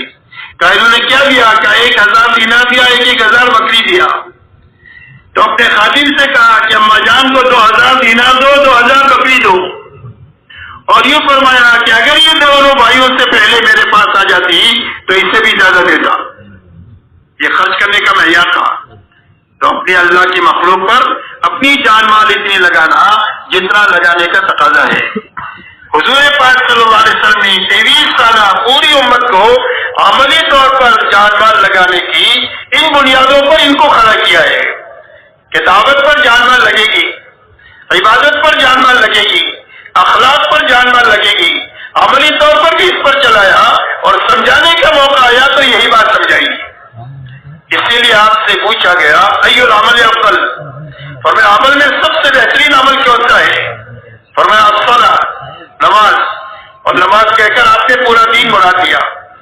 فرمایا ثم, فرمایا بر الوالدین, ماں باپ کے ساتھ حسن سلوک کرنا. یہ کہہ کر آپ نے اخلاقیات کو بیان کیا. آپ کے کلمات جامع ہوا کرتے تھے. فرمایا ثم الجہاد فی سبیل اللہ, اللہ کے کلمے کو پھیلانے کے لیے اپنے آپ کو مٹانا اور کھپانا. عبادت بیان کیا, دعوت بیان کیا اور اخلاق بیان کیا. آپ دنیا سے تشریف لے جا رہے, جاتے جاتے فرما رہے الصلاۃ الصلاۃ وما ملکت ایمانکم. نماز کو ضائع مت کریو, نماز کے بارے میں اللہ سے ڈرتے رہیو, یعنی اپنے دین کی حفاظت کریو, اپنے ماتحتوں کے حقوق کو ادا کریو. یہ اخلاقیات کو بیان کیا. وہاں ماں باپ سب سے اوپر بیان کیا، وما ملکت ایمانکم سب سے نیچے طبقے کو بیان کیا، اور آخری بات فرمائی انفذوا جیش اسامہ، انفذوا جیش اسامہ کی جماعت کو روانہ کرو، اسامہ کی جماعت کو روانہ کرو، یہ کہتے ہوئے آپ اپنے رب سے ملے۔ اس لیے میرے دوستوں، حضور صلی اللہ علیہ وسلم نے پوری امت کو محنت کی بنیادوں پر اٹھایا ہے۔ چوتھی لگانے کی جگہ اپنے اور اپنے گھر والوں کی ضرورتیں ہیں، اس لیے کہ اسلام میں ملنگ پنا نہیں ہے، ملنگ پنا یہ غلط لوگوں کا شیوا ہے، اور نفسانیت یہ بھی غلط لوگوں کا شیوا ہے کہ کچھ نہیں کریں گے، کسی مسجد کا کونا پکڑ لیں گے، گھر والوں کے لیے بوجھ بنیں گے۔ اسلام میں اس کی گنجائش نہیں ہے، اور نفسانیت کی اسلام میں گنجائش نہیں ہے۔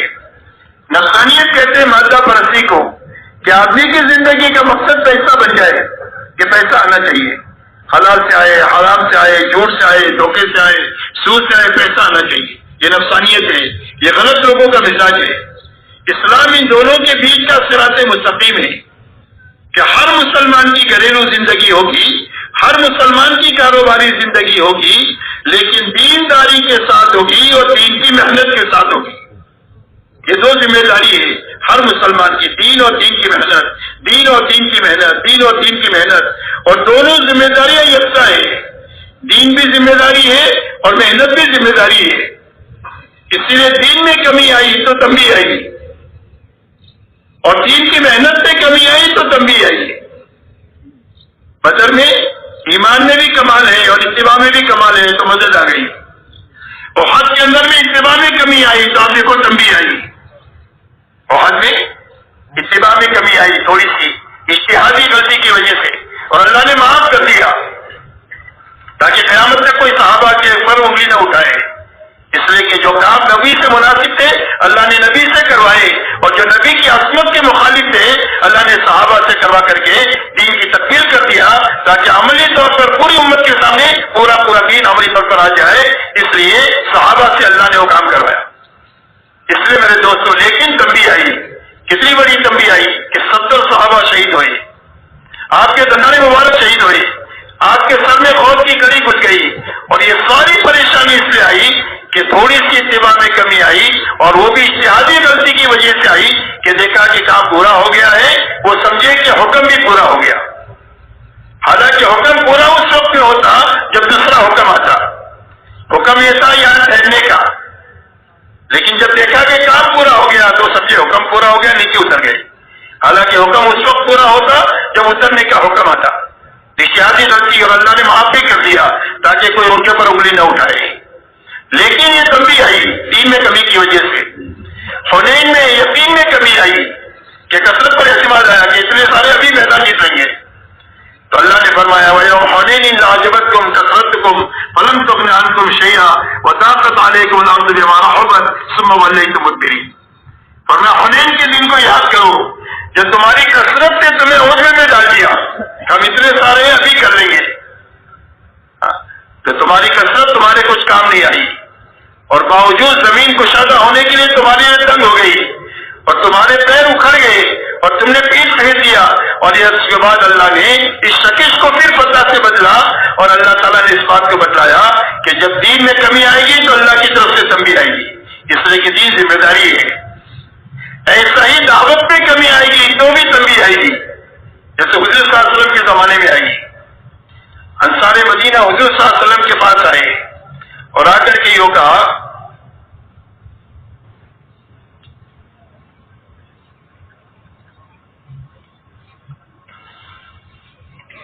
کہ اللہ کے رسول دین کے بڑے مددگار ہو گئے، کام کا شروع زمانہ تھا، تقاضے بہت تھے، آدمی تھوڑے تھے، تو ہم کو اپنے باغات کی دیکھ بھال کا موقع نہیں ملا، تو باغات میں ویرانی آئی ہوئی ہے، اللہ کے نبی تھوڑا سا موقع دے دیں، باغات کی دیکھ بھال کر کے آ کر پھر کام میں لگ جاتے ہیں۔ ابھی آپ نے کوئی جواب نہیں دیا، اور اللہ کی طرف سے قرآن میں آیت اتر رہی ہے انفقوا فی سبیل اللہ ولا تلقوا بأیدیکم الی التہلکہ واحسنوا ان اللہ یحب المحسنین۔ اللہ جل شانہ فرماتے ہیں کہ خرچ کرتے رہو، لگتے رہو، لگاتے رہو، اور اپنے ہاتھوں اپنے آپ کو ہلاکت میں نہ ڈالو۔ تمہارا دین کی محنت کو چھوڑ کر اپنی دنیا کے سنوارنے میں لگنا جس میں تم اپنے لیے نجات سمجھ رہے ہو، تمہارا خالق پیدا کرنے والا تمہارے لیے اس میں تمہارے لیے ہلاکت دیکھ رہا ہے، اس لیے کہ وہ راستہ جہاں تم جانا چاہتے ہو وہ غیر یقینی راستہ ہے اور لمبا راستہ ہے، زندگیوں کے بننے کا غیر یقینی راستہ ہے کہ اس راستے سے زندگی بنے گی، یقینی راستہ نہیں ہے، اور لمبا راستہ ہے، صدیاں بیت جائے گی، نسلیں گزر جائے گی اور مسائل حل ہو کر کے نہیں رہیں گے، اور جس راستے پر تم ہو وہ زندگیوں کے بننے کا یقینی راستہ ہے اور شارٹ کٹ راستہ ہے، اس راستے سے یقینی طور پر زندگیاں بنے گی، اور صرف تمہاری نہیں تمہاری نسلوں کی بنے گی، اور ایک دو نسل سے نہیں صدیوں تک کے لیے بنے گی، اور تھوڑے سے عرصے میں بن جائے گی۔ آپ اندازہ لگاؤ، صرف صحابہ کی محنت کا زمانہ 25 سال کا زمانہ لگنے مٹنے کا زمانہ ہے، 23 سالہ نبوت کا زمانہ ہے، مٹنے کا، کھپنے کا، لگنے لگانے کا، اور صدیق اکبر رضی اللہ تعالیٰ عنہ کا 2 سال سے کچھ زیادہ زمانہ یہ لگنے مٹنے کھپنے کھپانے کا ہے، 25 سال کا زمانہ لگنے کا ہے، لیکن اس کے بعد تو اللہ نے اتنا دیا کہ صدیوں تک وہ کھاتے اور کھلاتے رہے، وہ ان کی نسلیں کھاتی کھلاتی رہی اور ختم ہو کر کے نہیں دیا، صدیوں تک ان کی اولاد میں آپ کو بہار ملے گی۔ اللہ نے 25 سال کے عرصے میں اسی زندگیاں بنائی۔ صحابہ 1000 سال تک دنیا کے راستے سے دنیا پر محنت کرتے، اتنا نہیں مل سکتا تھا جو اللہ نے ان کو صرف 25 سال کے عرصے میں دیا ہے، اور صرف ان کو نہیں، بلکہ صدیوں تک کے لیے ان کی نسلوں کو دیا ہے۔ اس لیے میرے دوستو یہ دونوں ذمہ داری ہے، اس لیے فرمایا کہ ہر آدمی کی گھریلو زندگی ہو، کاروباری زندگی ہو، لیکن دینداری کے ساتھ ہو اور دین کی محنت کے ساتھ ہو۔ زندگی کی کیا ترتیب ہو؟ کہ زندگی کی ترتیب یہ ہو کہ جب اللہ کا حکم آ جائے یا دین کی محنت کا تقاضا آ جائے تو اس کے مقابلے میں خواہش کو توڑ دیں گے، چھوڑ دیں گے، قربان کر دیں گے، اور اپنی دنیاوی تقاضوں کو صرف آگے پیچھے کریں گے۔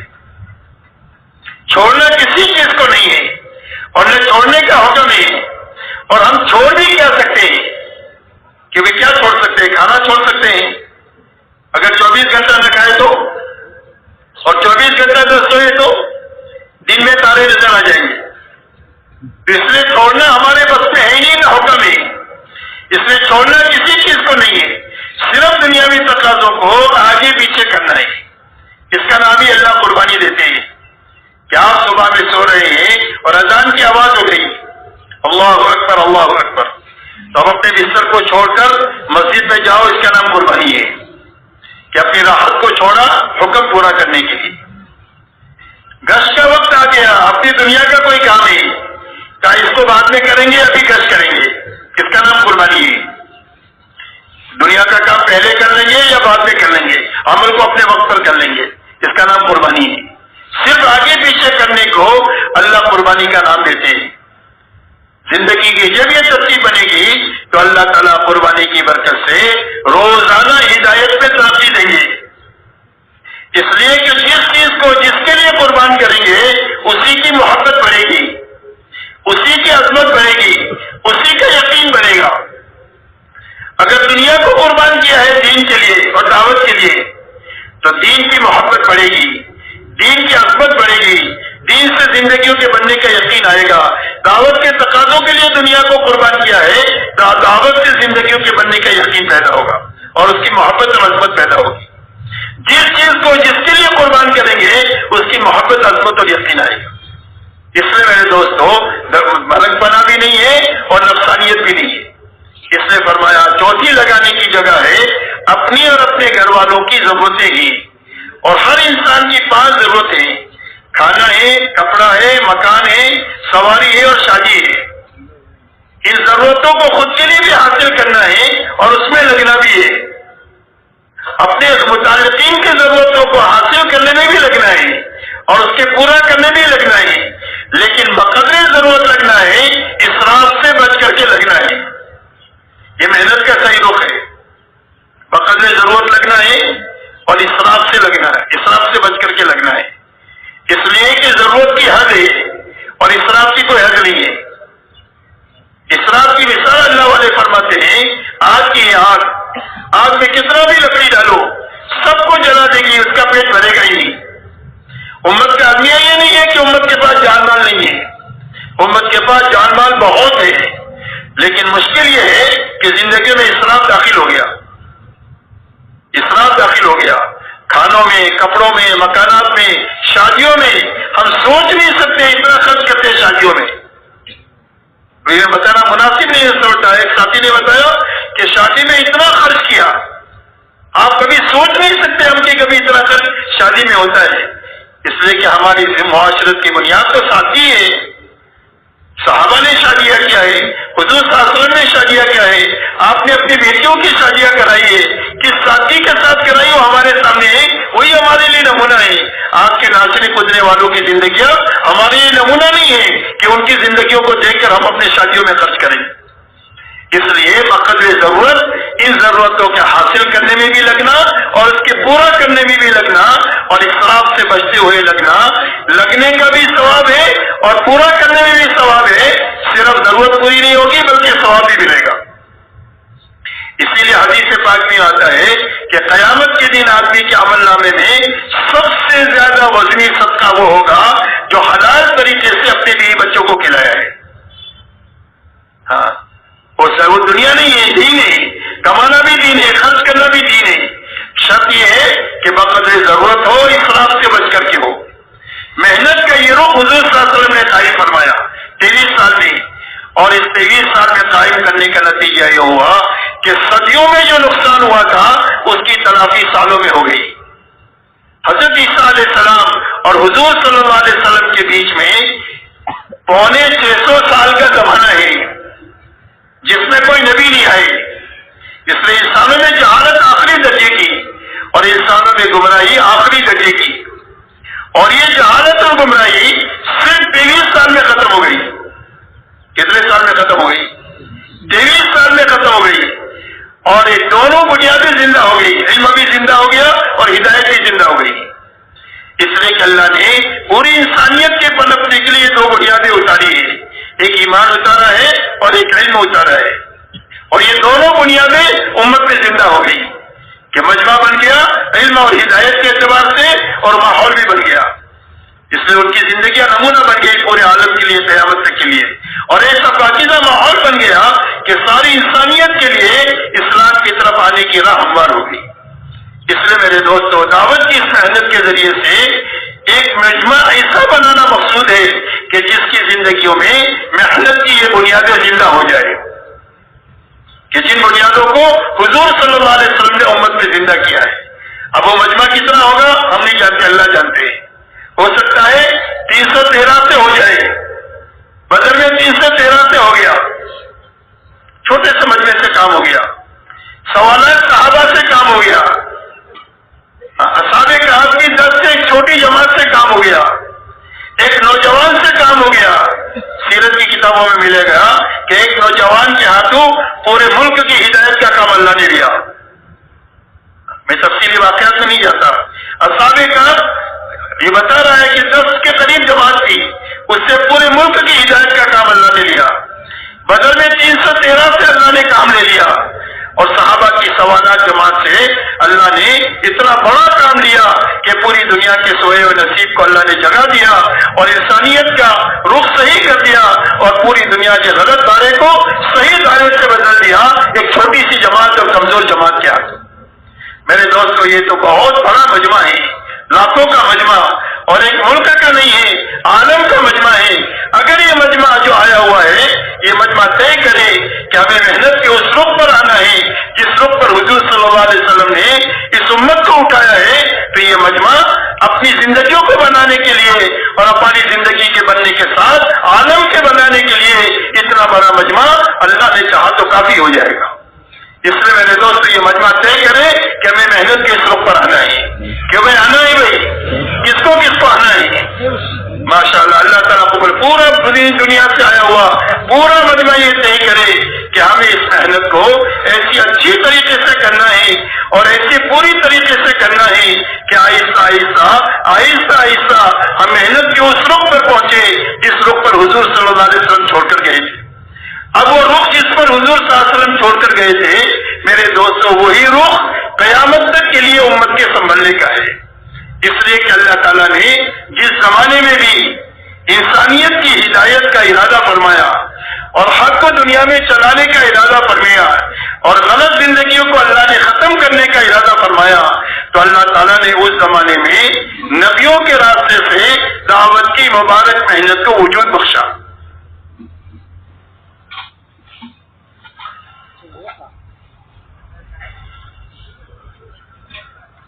حالانکہ ہر زمانے کے حالات دوسرے زمانے سے مختلف ہیں۔ کسی زمانے میں ملک والوں کا چلن تھا، کسی زمانے میں مال والوں کا، کسی زمانے میں صنعت اور حکمت والوں کا، اور کسی زمانے میں تجارت والوں کا، کسی زمانے میں باغات والوں کا، کسی زمانے میں اکثریت والوں کا۔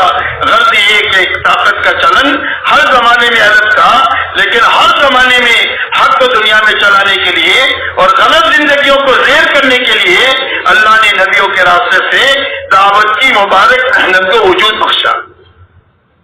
لیکن دعوت کا کام بھاری ہے، اس لیے کہ یہ بے طلبوں میں کیا جاتا ہے، چاہے بے طلبی کفر کی وجہ سے ہو اور چاہے ضعف ایمان کی وجہ سے ہو، چاہے بے طلبی کفر کی وجہ سے ہو چاہے ضعف ایمان کی وجہ سے ہو، دعوت کا کام بھاری ہے، اس لیے کہ بے طلبوں میں کیا جاتا ہے۔ اس لیے ہر زمانے میں نبی کی بعثت ایسے زمانے میں ہوتی ہے جب لوگوں میں دین کی طلب ختم ہو چکی ہوتی ہے، اللہ کو نہیں جانتے، نبی کو نہیں جانتے، آخرت کو نہیں جانتے، ایسے زمانے میں نبی کی بعثت ہوتی ہے۔ اس لیے دعوت کا کام بھاری ہے، اس لیے اللہ ہر نبی کو دعوت کی محنت کے ساتھ دعا کی طاقت دیتے ہیں،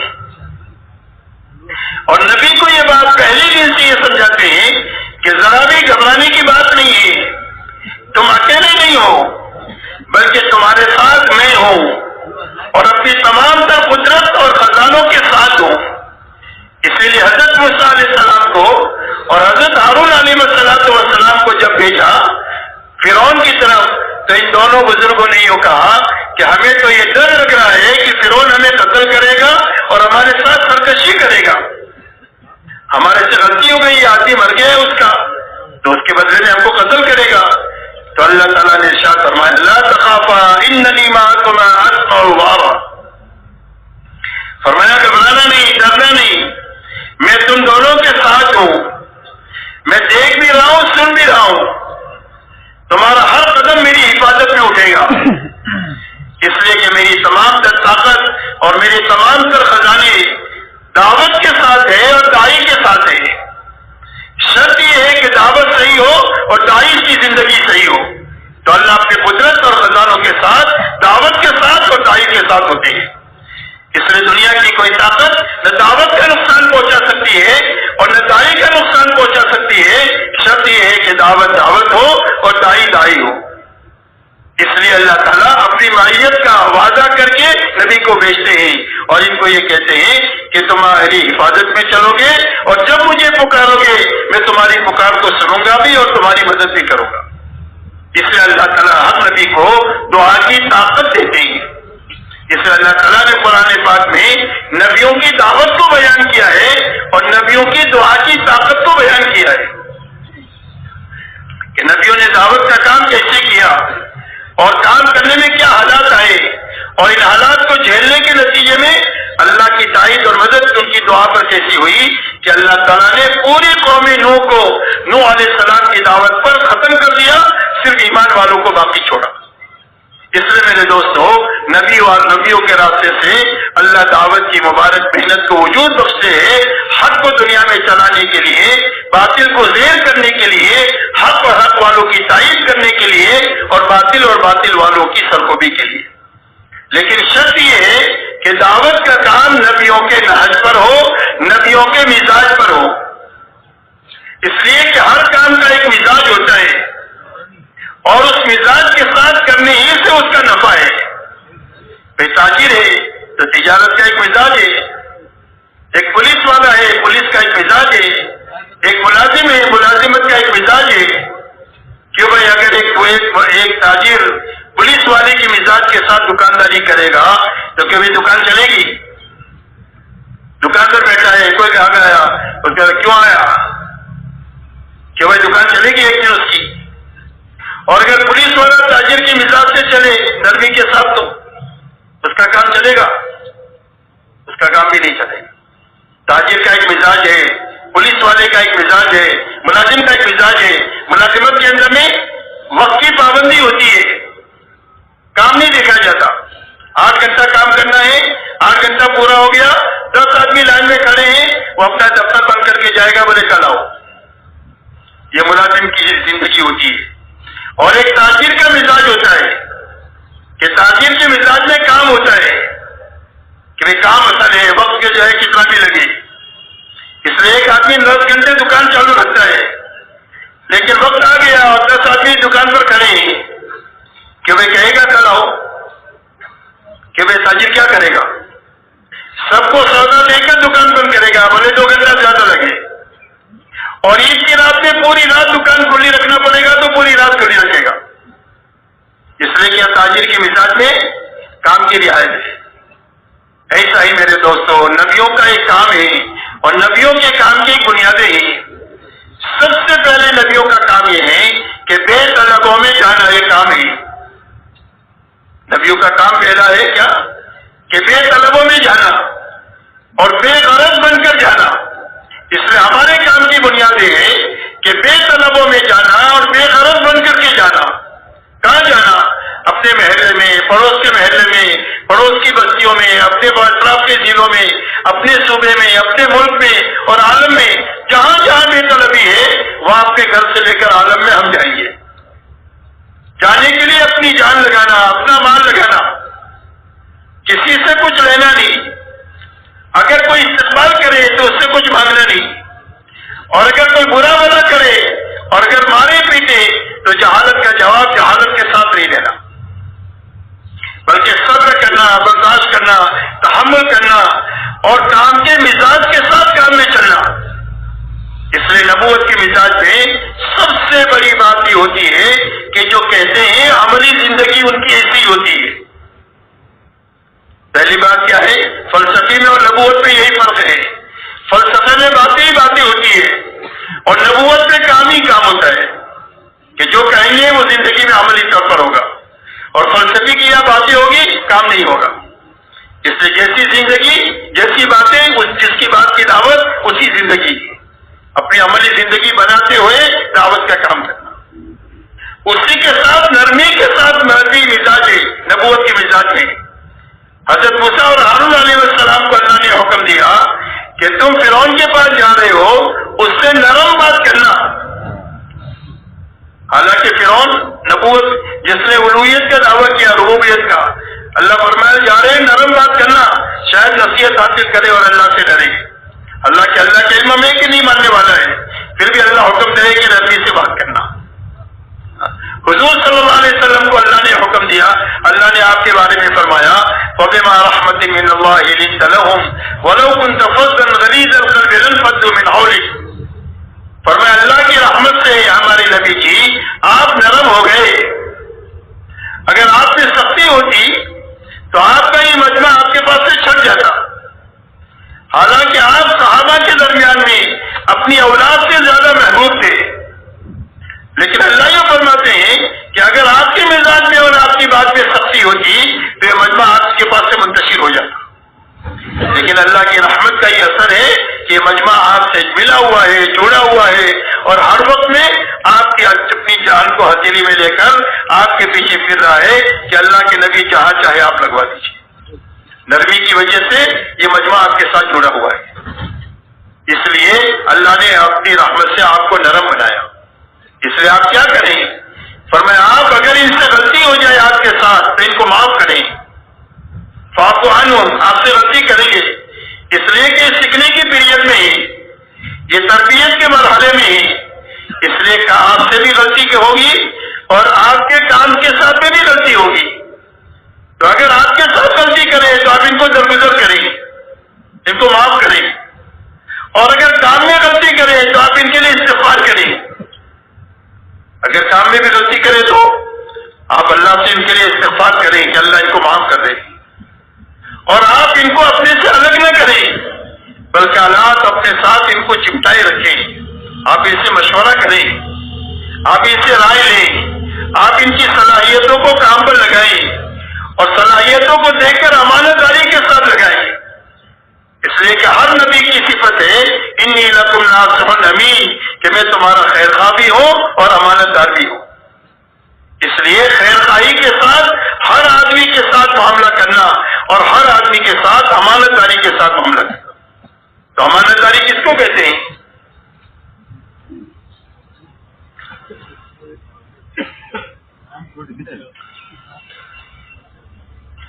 امانت داری میرے دوستو یہ ہے، یہ ایک مشورہ ہے، مشورے میں 10 آدمی ہیں، 5 تقاضے ہیں، اب 10 آدمیوں میں سے ان تقاضوں کے اہل کو صلاحیت کو سامنے رکھ کر چننا، یہ امانت داری ہے۔ اس بنیاد پر نہیں کہ میری پارٹی کا ہے، میرا ہم خیال ہے، اس لیے نہیں کہ میری برادری کا ہے، اس لیے نہیں کہ میری قوم کا ہے، ہماری کوئی بنیاد نہیں ہے، نہ قوم ہے، نہ علاقہ ہے، نہ زبان ہے اور نہ رنگ روپ ہے، ہمارا تو ایک کام ہے اور اس کام کی مصلحت سارے مصلحتوں پر مقدم ہے، کام کے مفادات ہیں سارے مفادات پر مقدم ہے۔ حضور پاک صلی اللہ علیہ وسلم نے اپنی پوری زندگی امت کو یہ بات سمجھائی ہے کہ کام کا مفاد سارے مفادات پر مقدم ہے۔ اسرے بدر میں جب غیروں نے مبارزت کے لیے دعوت دیا ہے تو جو 3 صحابہ کو آپ نے بھیجا ہے وہ تینوں آپ کے سب سے زیادہ قریب ہیں جن کو آپ نے مبارزت کے لیے بھیجا ہے، کہ کام کا مفاد سارے مبارزت پر مقدم ہے۔ غزوہ خندق میں عمر ابن ابود نے جب مبارزت کی دعوت دی ہے اور حضرت علی رضی اللہ تعالیٰ عنہ جب کھڑے ہوئے ہیں تو آپ نے فرمایا احد ہے، تو فرمایا ولا احد، فرمایا احد میں جاؤں گا۔ تو آپ نے حضرت علی بن ابی طالب رضی اللہ تعالیٰ عنہ کو اتنے بڑے کام کے لیے بھیجا کر یہ بات کو بتایا ہے کہ کام کے مفادات سارے مفادات پر مقدم ہیں۔ آپ نے حضرت عبداللہ بن جعفر کو، عبداللہ بن رواحہ کو اور حضرت زید ابن حارثہ کو، یہ تینوں قریبوں کو اتنے بڑے کام کے لیے بھیجا ہے اور باہر کی کر اس بات کو بتلایا ہے کہ کام کے مفادات سارے مفادات پر مقدم ہیں۔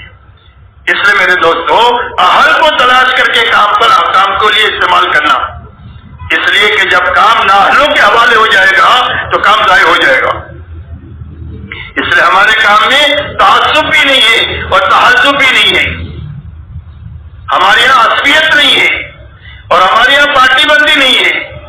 مولانا احمد علی لاہوری رحمۃ اللہ علیہ نے ایک مرتبہ مولانا یوسف صاحب رحمۃ اللہ علیہ سے یہ فرمایا کہ مولانا آپ کا کام تو بہت بڑا کام ہے، لیکن مجھے آپ کے کام پر 2 خطرے ہیں، اللہ اس کام کو ان دونوں خطروں سے محفوظ رکھے۔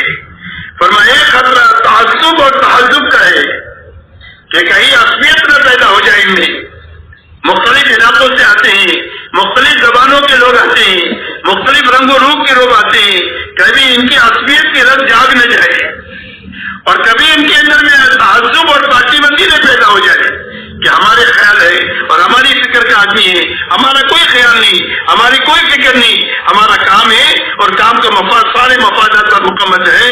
ہم اللہ پر جمع ہو سکتے ہیں اور امت کو اللہ پر جمع کر سکتے ہیں، اس کے علاوہ جمع ہونے کی کوئی بنیاد نہیں، یاد رکھے۔ جب اللہ کے علاوہ کوئی بنیاد کام میں آئے گی تو کام ضائع ہو جائے گا۔ اس لیے میرے دوستو تعصب سے بچنا اور تحزب سے بچنا اور غلو سے بچنا اور غرور سے بچنا۔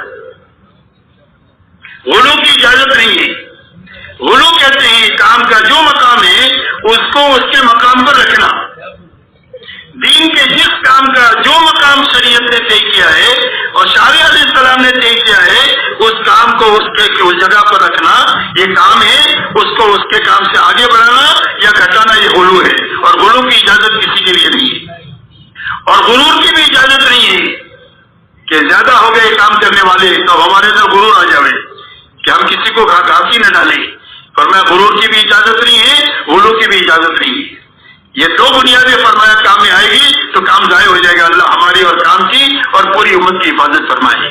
اس لیے میرے دوستو ہر نبی کے کام کا مزاج ہے خیر خواہی، خیر خواہی کو سامنے رکھنا کہ میرے ساتھی کی خیر خواہی کس میں ہے، اس کو سامنے رکھنا، امانت داری کو سامنے رکھنا۔ ہر نبی امت کی جان مال کو کام کے مفاد پر استعمال کراتے ہیں کہ جس سے ان کی آخرت بنے اور انسانیت کی آخرت بنے، کہ اپنے مفاد پر کسی کی جان مال نہیں لگاتے۔ کوئی نبی کا کسی کرسی سے مطالبہ نہیں ہے، نہ اقتدار کا مطالبہ ہے اور نہ مال کا مطالبہ ہے۔ اس میں خیر خواہی یہ نبوت کا مزاج ہے، امانت داری خیر خواہی کا مزاج ہے، نرمی یہ نبوت کا مزاج ہے، درگزر کرنا یہ نبوت کا مزاج ہے، استغفار کرنا یہ نبوت کا مزاج ہے، مشورہ کرنا صحیح طریقے سے کرنا، امانت داری کے ساتھ کرنا، تعصب اور تحزب سے بچتے ہوئے کرنا یہ نبوت کا مزاج ہے، اور ہر ایک کو اپنے ساتھ چمٹائے رکھنا یہ نبوت کا مزاج ہے۔ جب اس مزاج کے ساتھ صحیح محنت اپنی منزل طے کر لیتی ہے تو اللہ کی تائید ساتھ ہو جاتی ہے۔ اس لیے کہ اللہ کے یہاں محنت کی ایک مقدار مطلوب ہے، محنت کا طریقہ بھی مطلوب ہے اور محنت کی مقدار بھی مطلوب ہے۔ محنت صحیح بھی ہونی چاہیے اور پوری ہونی چاہیے۔ محنت صحیح ہو گئی، پوری ہو گئی تو کام ہو گیا۔ نتیجہ بھلے کچھ بھی نکلے، تھوڑا نکلے یا زیادہ نکلے، نتیجے کا کوئی مسئلہ نہیں، نتیجہ ہمارے ذمہ نہیں ہے۔ حضرت نوح علیہ السلام کی 1000 سالہ دعوت کے نتیجے میں یا 950 سالہ دعوت اور محنت کے نتیجے میں 80-82 لوگ بنے، لیکن ان کی محنت کامیاب ہے۔ اس لیے کہ اللہ کے یہاں نتیجے کی پوچھ نہیں ہوگی، اللہ کے یہاں کام کی پوچھ ہوگی۔ کوئی نبی قیامت کے دن آئیں گے، ان کے ساتھ 1-2 آدمی ہوں گے، لیکن اللہ ان کا وہ اکرام کریں گے جو اکرام اس نبی کا کریں گے کہ جس نبی کی محنت پہ لاکھوں کروڑوں لوگ ایمان میں داخل ہوئے۔ اس لیے کہ اللہ کی ہر طرف سے ہمارے ذمے جو ہے وہ محنت کا صحیح رخ ہے، بس کہ محنت کا صحیح رخ اختیار کیا جائے اور محنت کو پورا کرنے کے لیے اپنے بس کی طاقت لگائی جائے۔ بس کی طاقت لگانے کا مکلف ہے۔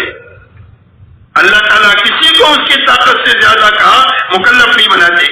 جو پیدل چل سکتا ہے پیدل چلے، جو 100 لگا سکتا ہے 100 لگائے، جو 1000 لگا سکتا ہے 1000 لگائے، جو 1,00,000 لگا سکتا ہے 1,00,000 لگائے، جو پورا لگا سکتا ہے پورا لگائے۔ صدیق اکبر تک کی راہ کھلی ہوئی ہے، جو جتنا کر سکتا ہے کرے، لیکن اپنے بس کا جب کر دیں گے تو اللہ کی یہاں اس کی قدر ہے۔ غزوہ تبوک میں 600 من کھجوریں دی گئی، اور ایک عقیل رضی اللہ تعالیٰ عنہ پوری رات ایک غیر مسلم کے باغ کو پانی دے کر کے چند کھجوریں لے کر آئے، تھوڑی گھر میں دیا، تھوڑی حضور صلی اللہ علیہ وسلم کے پاس لے کر آئے۔ منافقین نے دیکھ کر کہنا شروع کیا کہ خود ہی کھا لیتا، اللہ کو اس کی کیا ضرورت تھی، اور کسی نے زیادہ کیا تو کہا دکھاوے کے لیے کرتا ہے۔ منافقین کا یہی شیوا ہوتا ہے، اور جو کام کرے وہ منافق ہی ہوتا ہے ایسا، ورنہ کبھی مخلص ایسا کام نہیں کر سکتا۔ تند و تشریح تیری میری کر ہی نہیں سکتا ہے۔ ہمارے یہاں تو تھوڑی کی بھی قدر ہے، زیادہ کی بھی قدر ہے، جو قربانی زیادہ دے وہ بھی قابل قدر ہے، اور جو کم دے وہ بھی قابل قدر ہے۔ اسی لیے حضور صلی اللہ علیہ وسلم نے وہ چند کھجوریں لے کر کے آپ نے فرمایا اس پورے ڈھیر پر ڈال دو، اللہ اس کی برکت سے سب کو قبول کر لے گی۔ اس لیے اپنے بس کی ہے وہ لگا دینا۔ اس لیے میرے دوستو جب محنت پوری ہو جاتی ہے تو پھر اللہ تعالیٰ حق کی مدد کا اور حق والوں کی مدد کا اور باطل والوں کی سرکوبی کا ارادہ فرماتے ہیں۔ اور اللہ جب ارادہ فرماتے ہیں تو اپنی مخلوق میں سے کسی ایک مخلوق کو استعمال کرتے ہیں، اس لیے کہ ساری مخلوق اللہ کی لشکر ہے۔